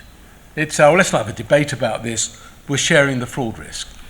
When we looked at that fraud clause, we said, actually, what is it trying to do? Because I've been doing this for a long time, well before the original BAFT. I've never actually seen in a participation arrangement fraud pleaded one way or the other. And what we said is that you divide a room up by saying, oh, fraud should go to the seller, fraud should go, without actually thinking, what do I really mean? So what we did was to say, look, if you took that clause out, what are you really saying? And what you're saying, we would suggest, is clause 15, you can't see that, documentary discrepancies are the responsibility of the seller. No ifs or buts about it. In other words, oh, I'm not responsible for this document because we agreed to share the fraud risk. Because that's what the argument, theoretically, would have been if you had the fraud clause and the discrepancy clause. So there's no fraud clause, fairly and squarely, responsibility of documents properly, selling it properly, and administering properly is a seller responsibility. And the seller is protected as long as it wasn't grossly negligent or willfully misconduct. It says, bad luck, guys, we're losing money, we're going to share this loss. That seems to me a pretty reasonable approach to this. And what it does is, in the great English phrase, it kicks fraud into the long grass. It says that was actually a completely wrong discussion, that the discussion is about who takes responsibility for the documentation in the transaction for what is produced that triggers payments or non-payments. That's dealt with, in my view and hope, clearly in this document. There is no need to discuss fraud. Now I'll hide under the table and you can debate it. Maybe I can call on Celia at this point, because purely because early on there was a lot of discussion within the ITFA Market Practice Committee, for example, and how specific cases of fraud would be handled if you remove the clause altogether. But I think, Celia, it's better coming from you when we understand that, if you look at when you discover that a fraud has been perpetrated and how you go through that process and the recoveries, it is fairer to just treat it as a non-payment, and then you go and explore what's happened and how you can remediate that non-payment between the parties. The microphone. That was cue for microphone for Celia. Yeah.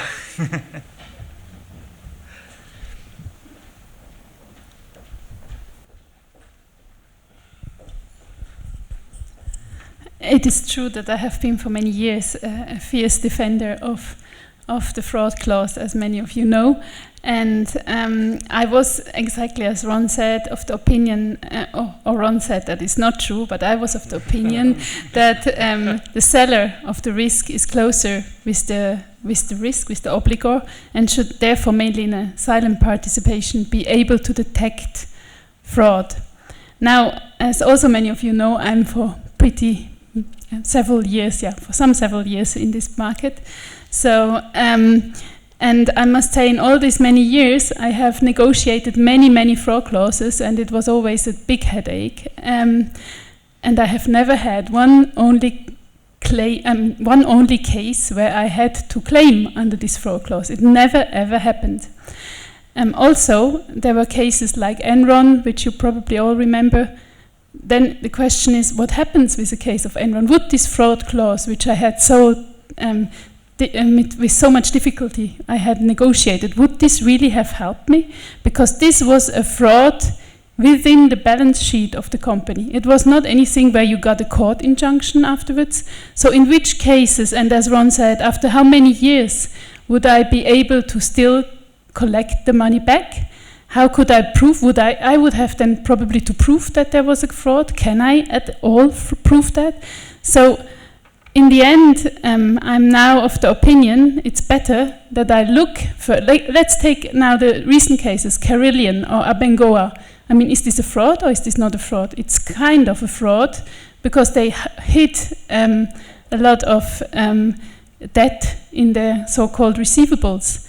Now, if in case of just relying on some kind of legal wording which does not protect me fully, I rather go and look carefully at the balance sheet of the risk which I want to take on and look really there, are there really receivables or is this maybe hidden debt and things like that. So if I look more at my transaction when I do my underwriting rather than relying on some legal wording which will probably only give me an imagined protection, that's better. So now when I do my underwriting, it's more the stand I take. I will not rely on such kind of legal provisions anymore, but rather on really understanding the transaction and the risk.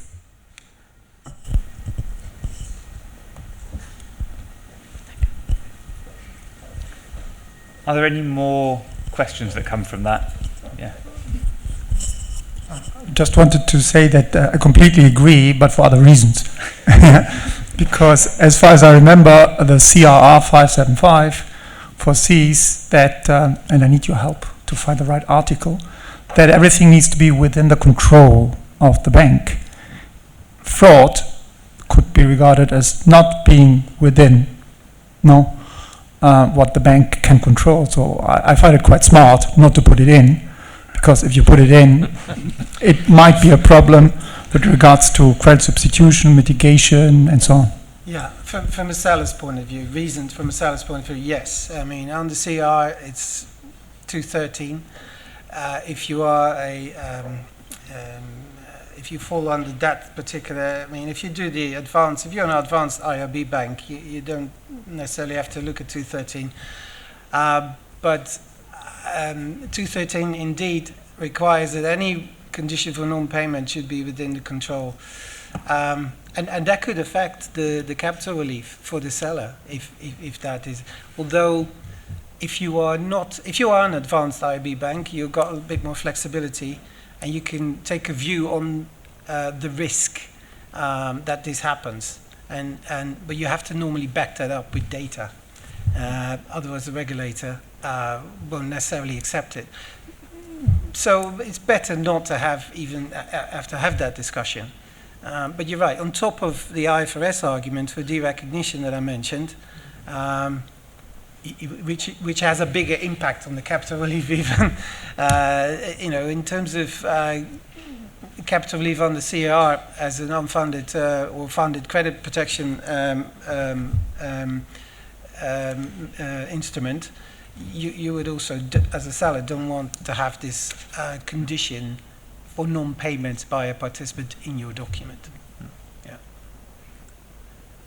Again, it was a bit of a bold move to remove it, but it was actually designed to try and remove this division that existed in the market, which, if it really came to it, and you were relying on that clause and whichever version of it you had chosen after many protracted negotiations with the other party, would it actually put you in that position that you needed to be in? And I think that has been mentioned several times by everyone here. Chances are you wouldn't be able to actually invoke that clause to give you the protection that you thought it could give you. So it's much better to just take the transaction on its own merits, make sure you've understood what's going on, what the risks are, and then you come to your own conclusion rather than relying on a clause that was very binary in nature when fraud isn't. I think we're pretty much running out of time, so there was just one last thing that I think we wanted to touch on, which is sanctions, which I know is quite topical in this committee in particular, but it was one of the points that was included in the list of improvements or enhancements to put into the MPA. And again, required some debating as to what that clause should look like. How much detail can you actually put into a very international and general master document that touches on the fact that sanctions apply to our industry and to our business, but without trying to detail every single permutation of what those sanctions could be. Jeff, maybe if I can just pass that one over to you to touch on and what you've seen occurring in the meantime as well. Yeah, sure. This is like into the lion's den, isn't it? Remember, under the old BAF, there was no mention of sanctions at all. Sanctions has been something for the last 10 years, has become important. I'm aware of the view in particular that the German banks take, which is actually not this. Sorry? Well, okay. Have to take. Let's look at, if you look at the wording of the sanctions clause in 20.5, which is a mutual representation from each party, that it maintains policies and procedures aimed at ensuring its involvement does not breach any sanction. That is all that you're asked to say. And what we took a view that it was worth putting something into the document that demonstrated that both parties were aware that there are sanctions in this world. And then we listed specific sanctions.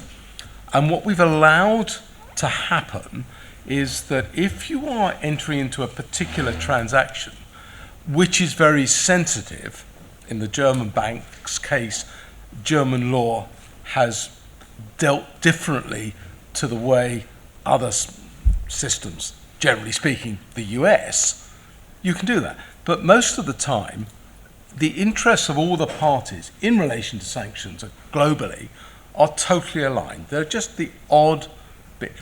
And I don't quite know why you are worried, because this clause is not designed to put you in breach of German law, nor do I believe, not that I'm a German lawyer, that the wording of this clause is actually in breach of German law. But because this clause then looks at a participation agreement, if you want to do a participation in relation to particular jurisdictions or with particular parties where there might be an issue, then you can put that into your particular offer and acceptance. But I can't see any reason why this master needs to be changed for anybody. And remember, the rest of the UK and other European countries are also subject to mandatory compliance. Used to be just Cuba, now Iran, where there is a difference with the US. But that is only a concern if you're doing a transaction with Iran or with the US. Otherwise, this wording was quite neatly meant to be neutral and just to say, we are good citizens. That's it. There you go. I've drawn my battle line. Yeah, I think the thing what we asked ITFA to give us as German banks maybe a kind of a sign-off. We provided you with a language which we then would add in the offer and acceptance, not to change the MRPA, but this would be then probably helpful for us to show to other counterpart partners that this was, as I said, signed off by ITFA. I think maybe signed off by ITFA is a strong term, but maybe more a suggested wording. Yep. That way everyone can have a go-to suggested wording rather than having to create their own each and every time, which again causes complications. So in that context, I think we will publish something that says, here is a suggested wording for use by German banks. But to go into an offer and acceptance. Yeah, so exactly. Yeah. Or could it maybe, and I also would like then to maybe end the session. Maybe we could then have, when there are further questions after the coffee break. Or, I mean, there was an email recently saying that there would be the frequently asked question kind of guidelines. Yep. So we also could then actually send further questions to ITFA. So And then you, maybe this would be a suggestion for the sanction wording as well. absolutely. So the already from Irene and the GRC, we received a nice list of questions. We've chosen just a handful for this conversation, but these were the really big ones that we wanted to bring out. We are looking at, because ITFA is the association that looks after the users of the MPAs. We've realised it's probably going to be really useful having that frequently asked questions document that covers these types of topics and tries to give some indication of how you need to interpret the new wording, because it is different to the old one, and people are very used to the old wording and what worked, what didn't work. There's that adaptation time that's required to embrace the new one. So we're going to work on that. The email went out the other week. We'll send a reminder. Please feed in any comments, queries that you have. We're going to look through them and try and address all the big topics so that it's there for reference, and we can hopefully increase the understanding around these points in the document and create that that market standard document that people can use, and not spend too long on the actual master and focus their attention then on the transactions that are concluded under it, and speed up that whole negotiation process for our industry. So with that, I think just want to thank everyone for setting this session up, and especially Ron and Jeff for participating as well. Thank you. Hopefully that's been very helpful to you all. Feedback, suggestions, comments, always welcome.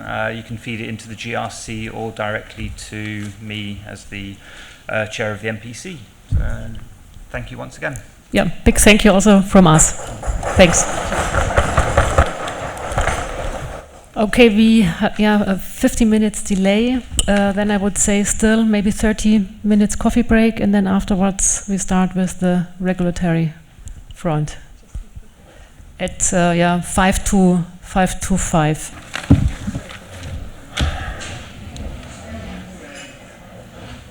Thank you.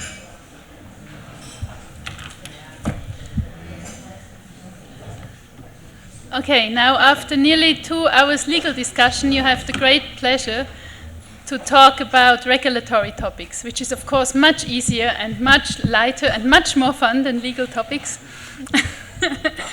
But in order to make it a little bit more visible, we have brought some slides for you so that you have it in front of your eyes. Sometimes that helps. We have been with the Insurance Committee very active over the last few months to try to make our product better known to the insurer, and mainly in the revision of the CRR rules, which is in work now at the moment. I mean, as you know, beginning of last year, the Basel Committee for Banking Supervision had published the new, what is now called Basel IV rules, which is actually the review of the Basel III rules. And they have some very strong implications, among others, for the insurance business. And in order to see that the implementation in European law, because the Basel rules are no law, they are just recommendations which have to be implemented into national law, so that the implementation into the European law is not as tough as that for us. We are trying at the moment to speak with the regulator and to explain our business better, how it works and what we can do. So maybe you can show the next slide to tell you a little bit what we have done. We have worked, as Paul says, we like to work with in partnership. I think that's a very important concept, and which works very well for ITFA. In these regulatory efforts, we have worked with ICESA, which is the International Credit and Surety Insurer Association. We have worked with the International Association of Credit and Portfolio Management, the IACPM, and also with the Lloyd's Market Association. So these are different associations who have all this same worry that the implementation of the Basel IV rules could negatively affect the possibilities between banks and insurers to cooperate. So there have been two different consultation efforts by the regulator. One is about the eligibility of the product. So is an insurance policy or a risk participation at all a credit risk mitigant which you can use in order to reduce the risk-weighted assets which you have on your book? I think you have all heard about the consultation of last year of the PRA, the Prudential Regulatory Authority of England, so the English BaFin, which has the beautiful name Consultation Paper 618. And in this consultation paper, the PRA took first a very conservative approach, saying that one of the main points, as you probably know, is the timely manner. That means that if a guarantee does not pay within immediately, within a few days, then the guarantee would not be a credit risk mitigant which can be used efficiently under the CRR, which is the Capital Requirements Regulation, which is the implementation of Basel rules in European law. There was a lot of discussions, negotiations, many associations submitted papers to this consultation, and also many of you banks did that. ITFA has produced a paper which was very thick, a lot of things in there. You can find it on the website. Every ITFA member can anytime consult this on the website. And we were successful with this consultation. PRA has reviewed its view, as you have probably heard if you were last month in Amsterdam at the NERC event. There was a very good presentation on the PRA consultation where the speaker from, Thomas Cooper, concluded in the end that ITFA won 3-1. From all the points, 3 points were decided in the end in favor of what ITFA and the other associations wanted to do, and mainly, for instance, the timely manner was afterwards extended, and also an insurance policy now with a waiting period of 180 days is still considered a credit risk mitigant which is complying with CRR. The second consultation is still ongoing. That's the BaFin consultation. It is a very similar paper which BaFin had submitted last year to the German bank community. Same points here, timely manner, etc. We have not yet a response. It was rumors going back and forth. First, there were rumors that BaFin would stay strongly on this stand and would not move from it. Then there were rumors that BaFin would take a revised position in February, March. This revised position did not come. I have rumors which I have heard that there is an extremely strong political discussion going on, because basically some parts in BaFin insist that we have to stay with this conservative position, and other parts, mainly after having seen what was the reply from PRA, do not want to have the German banking market handicap versus the international competition, and insist that also BaFin should take a more relaxed statement. So there is, at the moment, there is no update on this front. The other consultations which are going on are on the efficiency. So here it's not a question, is it a credit risk mitigant which works? It's the question, how much capital relief does this credit risk mitigant give us? And this is within the framework of the Basel IV amendments, or Basel III amendments. As there are different things which happen, and we will hear just in a moment more about it. ITFA has been in a working group. Has been submitting a paper to EBA in April, in which we explain what Manuel will give you more details about in a moment, namely that we think that insurance is a very good means to mitigate risks, and that it should give more capital relief than the regulators believe at the moment. At the same time, we have been meeting up with different regulators. We have been meeting the BaFin, we have been meeting the Dutch regulator, the French regulator. We had some meetings already with the Commission. We have engaged a lobbyist now, and so we are going really in order to help all our members to get their business better understood, because what we noticed is actually once you meet this regulator, Manuel and myself, we have been together in such a meeting, once you meet them, actually they are very interested and they know very little about our product, and they see that it's good for the banks to mitigate into another market which is not correlated, which is very diversified, and they tend to listen to it. Even we were told by some regulators that they want to support us. We have to deliver now more evidence. So one thing which is very important, many of you have participated in this survey which we made. It's so important that you do that, because the regulator needs evidence, needs data, and only with this data we can make your interests go through with the regulator. So please, when we have other such surveys, help us and support it. Maybe you can give the next slide, Stefan. So this is the paper which we submitted on the EBA website.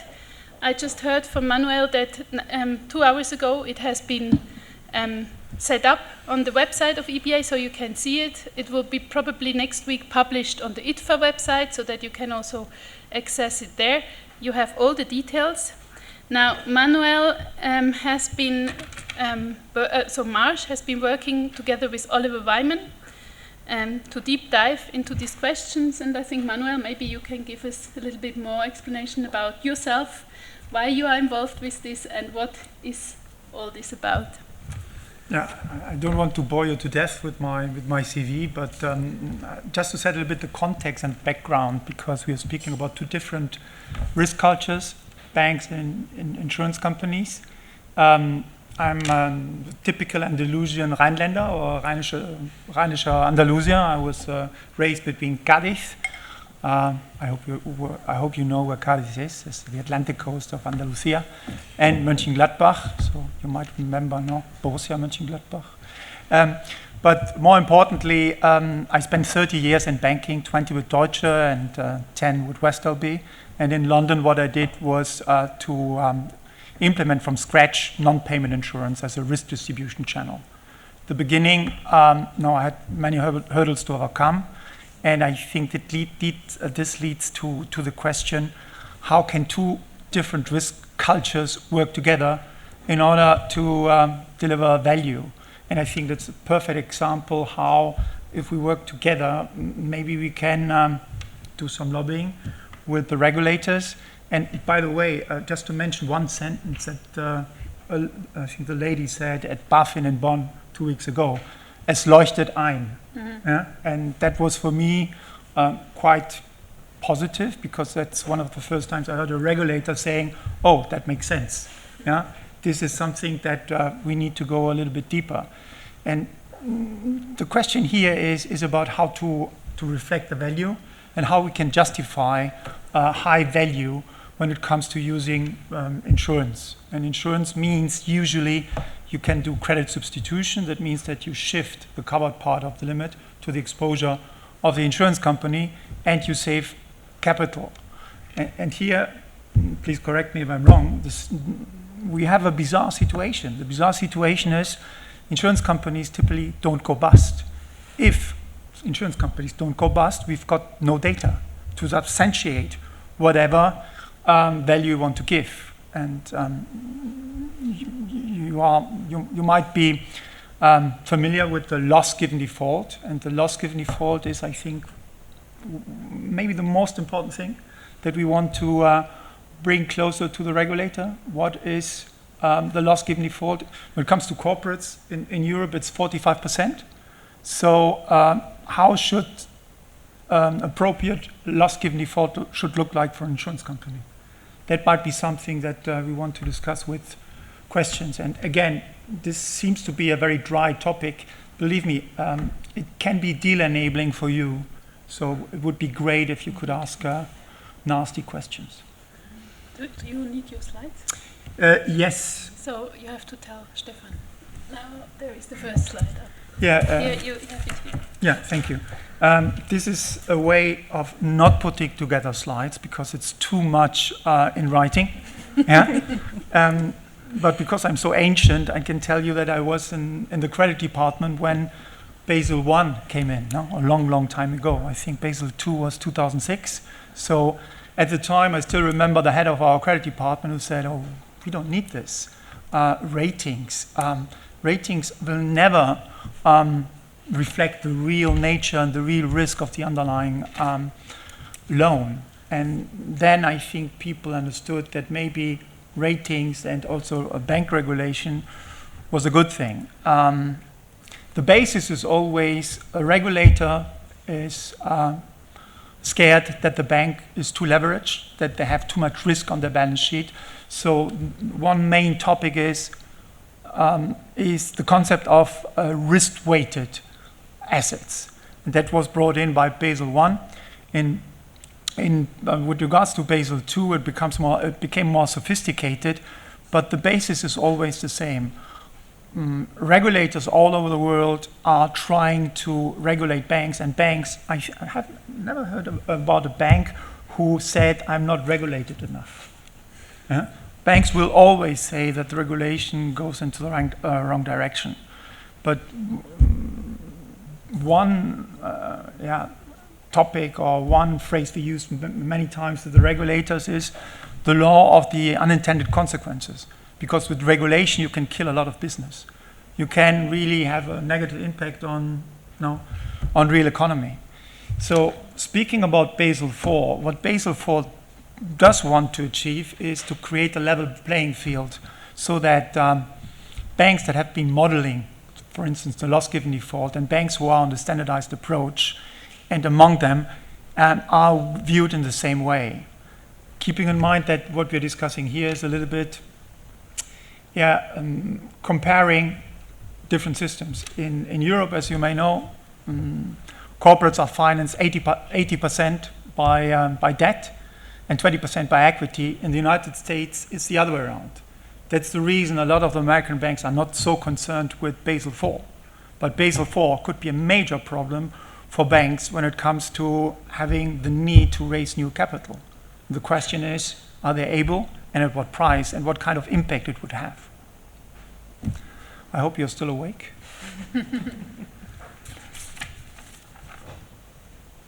Yeah, please, next slide. Yeah, I tried to summarize the impacts on banks, insurers, and the real economy, because higher capital requirements and quantitative and qualitative means that everything gets either more expensive or it's not going to happen, because some of the deals doesn't make any sense if a bank has to put it has to originate it without risk distribution. And on insurers, it could mean that just bad risks, will be offered to the insurance companies. And I don't want to oversimplify life, but what I hear from insurance companies quite often is, what if the banks give us bad risk? If you want to be nice, you call it adverse selection. Yeah? If you want to be nasty, you call it risk dumping. And the banks are always concerned, are insurance companies going to pay up? Or was my claim under my private insurance an indicator how insurance companies are going to behave in a claim situation? Yeah? And my advice is always, you need to get enough knowledge to be in a position to defend your institution on both sides. So speaking about something that, in my opinion, would make a lot of sense is the impact on the real economy, because I think that's when we got a little bit more audience. Is this correct? Yeah, exactly. And we have, maybe you don't know yet, but ITFA has conducted a survey where we show that basically in the end, the conclusion we have that only in our small transaction trade finance market, the insurance cover helps for an amount of $600 billion business in the real economy made. And this is, the survey will also be published next week on the ITFA website. And this is something which the regulators heard with a lot of interest. So that would mean if you would make, as Manuel says, insurance so unattractive by giving such a high LGD of 45%, which would, from a costing point of view, for banks often not make sense anymore to use insurance. If you would do that, then there would what you now call anti-selection. That means banks can only distribute to the insurance then risks which are, I don't know, Pakistan and Bangladesh. And insurance, when there is one thing insurance doesn't like at all, that is a portfolio which is not diversified. Insurance needs diversification. That's the business model of an insurance. So if you have this kind of anti-selection, that would mean that certainly several insurance companies, and I could imagine very well that my own employer would then think twice about staying in this business if we only get risks rated B or less.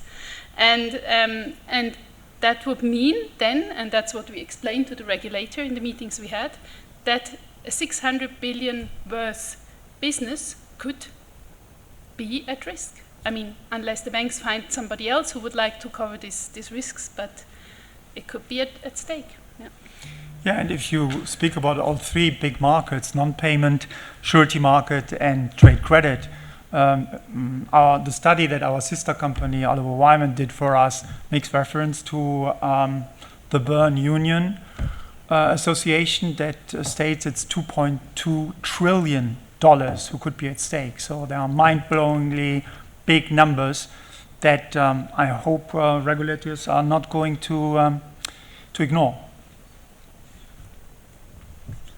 Yeah, this slide, I'm not going to go into every single detail. It's much more important to understand why I put this slide together with my colleagues. It's about the risk absorption capacities of banks and insurance companies. And to state the obvious, banks can suffer runs. You might remember Northern Trust or Banco Popular that was sold to Santander for €1. Within a weekend, I think Banco Popular was in very dire straits because the clients lost their trust in the bank and they just went to the closest ATM and got their money out of the account.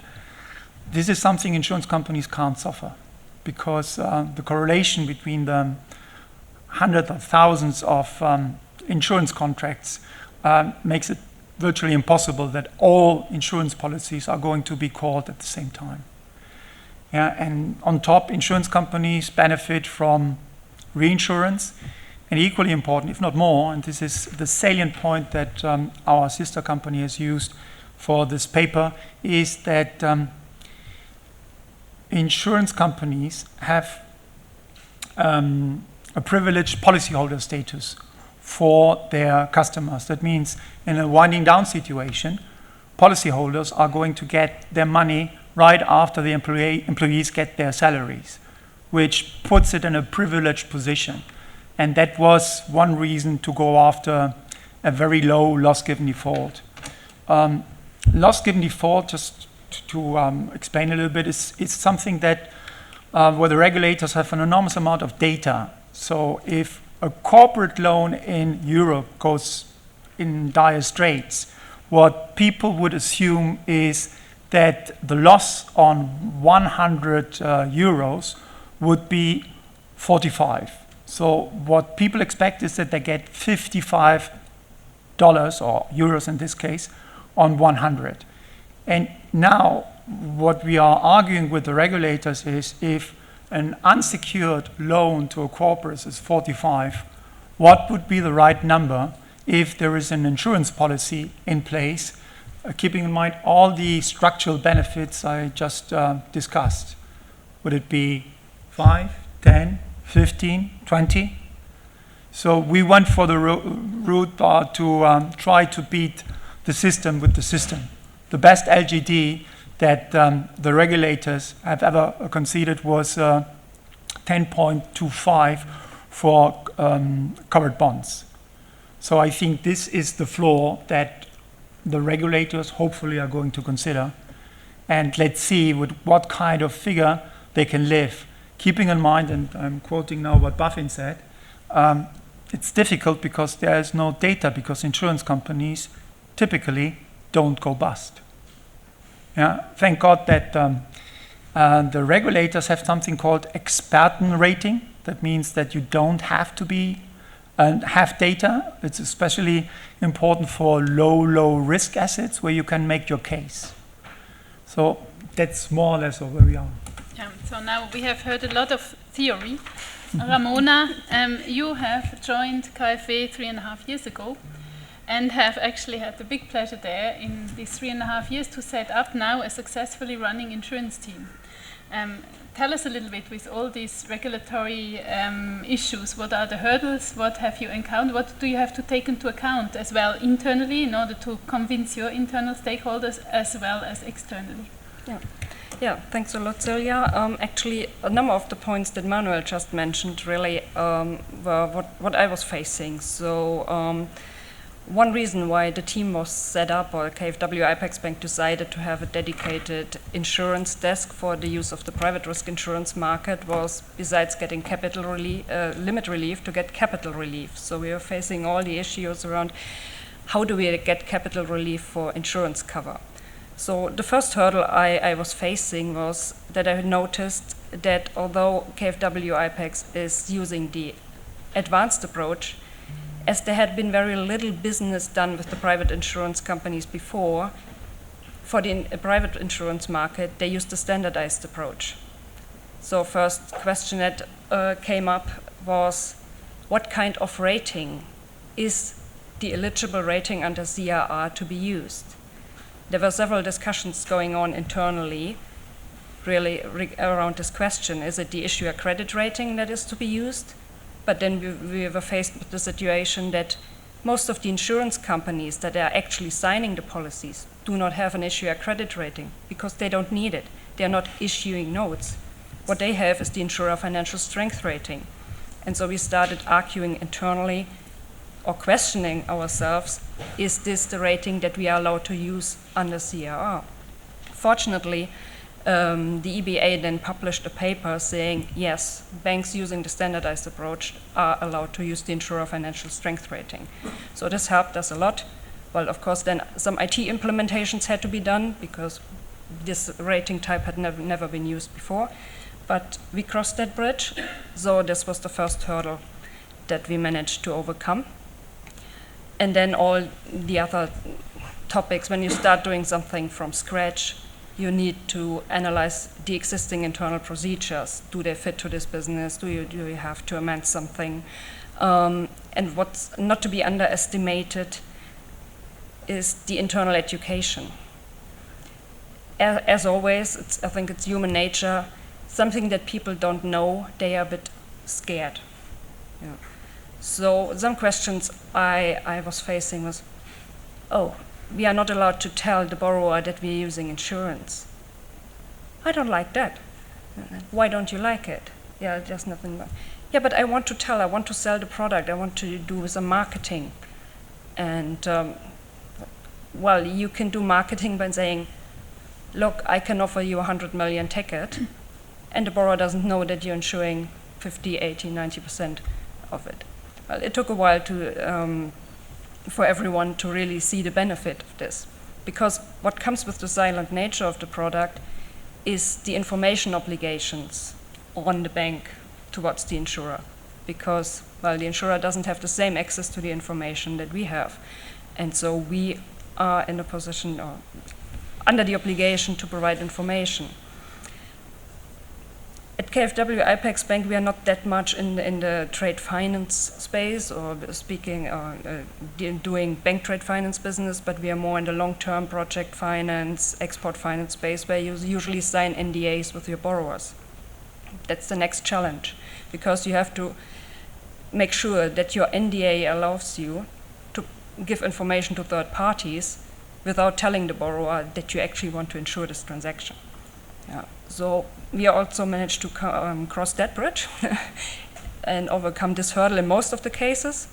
Well, some borrowers still are reluctant to accept it, but then our hands are tied, we can't approach the insurance market. Yeah, because we will never want to be in breach of an NDA we signed. But by now, yeah, as I said, most of the these hurdles we've managed. Another aspect not to be underestimated is the onboarding process of insurance companies. I would say with the so-called company markets, with the ones like Swiss Re, it's easy. But explain the Lloyd's of London market to someone who's never been in touch with it. It's not easy. It took quite some time. But yeah, also fortunately, the colleagues were listening to us, and Lloyd's of London is very helpful. Yeah, we had someone coming over and explaining the whole chain of security, which really helped. Yeah, so I would also say, if you want to set up something like this, don't be afraid, ask the insurers for help, yeah, or for advice, or your brokers. What also goes with regulation and all your internal systems is how does your pricing tool work? Every transaction that we do has to be economically viable on its own, so every transaction has to be entered in the pricing tool. Does this reflect the insurance cover correctly? Yeah. That was also a big question. And understand what's the main aim of the bank. For every transaction, for us, it might be different. In certain countries, we're facing country limit issues, so our main driver for approaching the insurance market, of course, is country limit relief.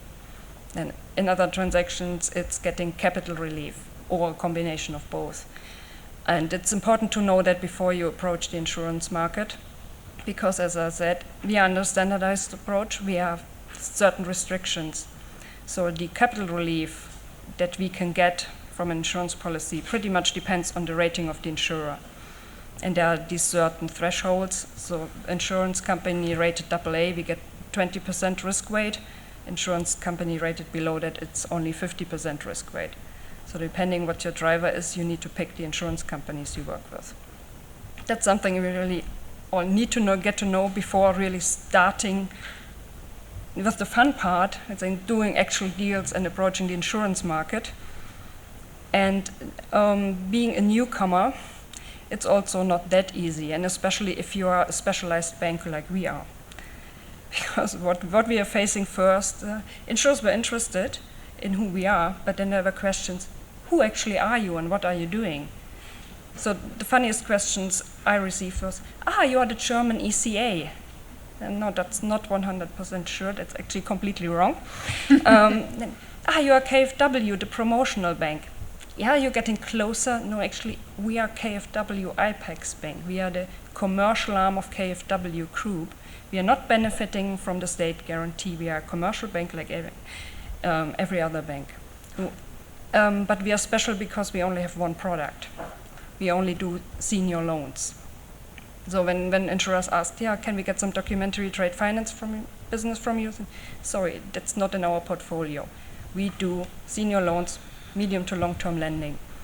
And well, at the end, insurers understood, liked it, but still occasionally, if we get the feedback from the brokers, we see some funny comments, like one insurer saying, well, we like the deal, but dear broker, can you explain us if IPEX really knows how to act as a prudent insured? Yes, by now we do. And do they really know how project finance works? Well, that's in our DNA, yes we do. But that's something, these are questions you simply need to answer. Yeah. And also, if you're facing such situation, I can only recommend invite insurers to come to your office, show them how you work, explain the business model, and also, what's proven very useful, have your restructuring team also join this meeting and explain what you do if things go wrong with a loan. That's something insurers are also very interested in. And this brings me to another point that also Manuel raised. In the beginning, there was this usual prejudice that people have: the private insurers never pay. They will never pay. They will try to find every excuse, to not to fulfill their obligation. I wasn't too happy about just being in the process of setting up the business and establishing reputation with the insurers, that we actually already had a claim. One of our transactions went into default. And okay, now finally we have to really file a claim, send a proof of loss, and we will see how it works. I can say it may sound a bit scaring when then you suddenly get announced that a loss adjuster will come to your office. And then these two ladies came and they were throwing questions on us in the speed of light. I've never seen someone asking that many questions in such short period of time. But actually, all these questions were fair, reasonable. There was nothing mean in it. It was all about the whole concept of being in partnership with an insurance company. Have you disclosed everything you know at the beginning, at policy inception? Have you given a fair presentation of the risk to the insurers? And that was all the questions we're aiming at. And as we didn't hide anything in the beginning, nor during the term of the policy, there were no issues. So shortly after the loss adjuster left again, we got the confirmation of the insurers that the claim will be honored, and a few days later the money came in. So our restructuring team, they have quite some experience with different default cases and also with how ECAs in comparison behave in case of a claim. They were saying we really like the private insurance market. The private market is pretty pragmatic, not that formal like the ECAs. So, and in certain cases, insurers had their approval for a waiver faster than we had. So I cannot confirm that the private insurers try to escape a claim whenever possible. They had several cases and they were all paid without any discussion and time. So I would say as long as you really are aware of your obligations under the policy and make sure that you have all the procedures in place internally and everyone is aware of the operational risk involved, there's nothing to worry about, and it's no rocket science at all. Thank you, Ramona. So now I think we are already over the time. I don't know, Irene, Stefan, do we? Yeah. We still have 10 minutes. Oh, good. So, yeah, so the floor is yours. If you have questions, please.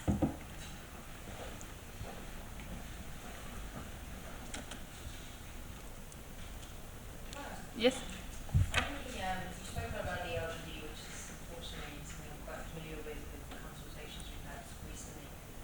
Where would you say the European view is on insurers currently that we're battling to get lower? So for us, we generally treat insurers like any other FI and we use the regulatory value of 45%. Are you saying that currently it's lower than 45 and we wanted to go further below that because corporates are going to be coming down, or that just going forward it's not sustainable if it remains at 45? No, currently, for maybe I should have mentioned what I said before. It was for advanced IRB banks. Yeah, so there is, I guess you all are familiar with standard approach and internal rating-based approach. So at the moment, internal rating-based approach banks have LGDs which are much lower than 45%. And even for standard approach, it's 40% at the moment, I think. And with the Basel IV, this will go for only for banks and insurance, for IRB banks so IRB banks with the Basel IV changes will have to evaluate LGD for every transaction related to a bank or to an insurance in the foundation approach, which is basically the same as standard approach for this, and there is a floor LGD of 45%. So that means if a bank, for instance, has a large corporate, which they can rate in the internal based rating approach, they might have an LGD of 15 or 20% or something very low. If you have a Siemens or something like that, the LGD, they will be very low. They will 10% or, yeah. Now, if you distribute this risk out to an insurance company, because you have then the insurance cover, it will go up to 45%. So it will impact negatively your costing. And this happened once at a bank where I worked, and the impact going from the IRBA, AIRB into the standard approach at the time was massive. So cost calculation become negative for good risks. It's not the case for bad risks, because if you have a Pakistani corporate, then your LGD will be probably much higher than 45%, and it's still interesting to use insurance. So that's the reason. May I add something? Just we can't disclose which bank uses what. No, as a background, Marsh McLennan, we are risk advisors and insurance brokers. We cover 700 banks. Roughly 60 do use the credit insurance market as a risk distribution channel. But I can assure you that many of them, what they have done is following the advanced approach. They've got rating models approved from the respective regulator that gives them the opportunity to go very, very low. And that's the root of the problem. If you have now a very low LGD and Basel IV forces you to 45, two things are going to happen. First, banks will have to raise more capital. And second, all the deals that you have on your books will be underwater. Yeah. So that's the problem with Basel IV.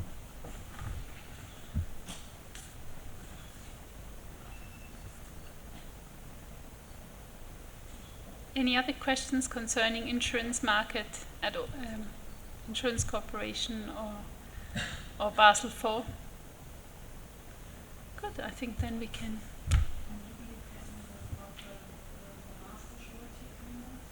The master surety agreement. Yes, Jeff. Jeff, help me. No, the master. Actually, yes, there is a thing called surety. I don't know whether you are all familiar with that, but surety is basically when insurance companies issue guarantees, and at the same time, these insurance companies can also cover the guarantee portfolios or single guarantees issued by banks, and this is done on a on-demand guarantee basis. So what we do, the surety company, so Swiss Re does that. I do surety underwriting. So what we do when we do surety underwriting with banks, we use a master participation agreement, which is very similar to the BAFT. And so far there were different master participations in use. And we have said with ITFA it would be easier. Now we have a new BAFT agreement. We use one standard for the whole market, and that's the easiest. Then we have not all these long negotiations. So there is a drafting group composed of Manuel, of Jeff. I'm also in this drafting group. ING is in the drafting group. So banks, brokers, insurers. We have now a final draft, which is more or less ready to be distributed to a wider public of users.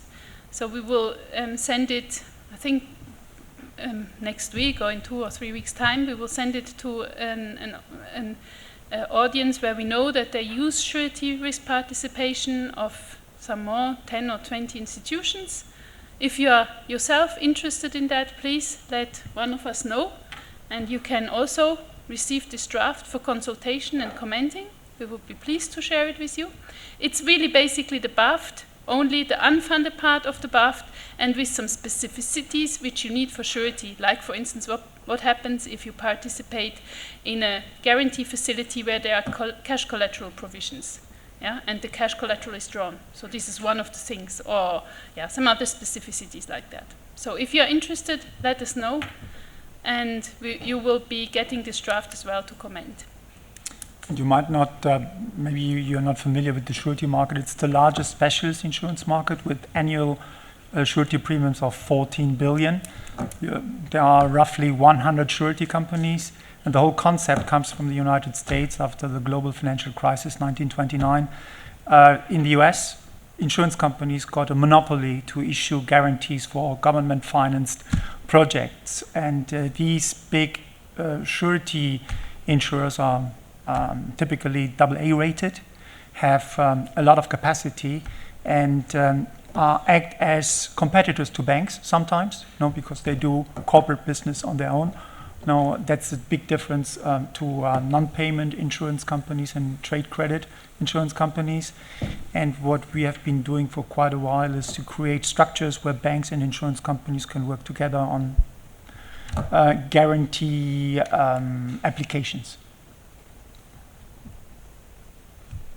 Yes, so that's planned to be presented to the ITFA community at the ITFA conference in Budapest.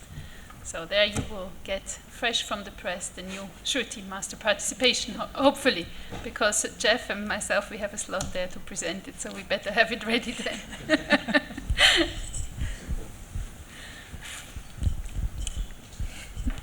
Okay, if there are no further questions, then I thank you a lot, Manuel, Celia, and Ramona, for this quite interesting session.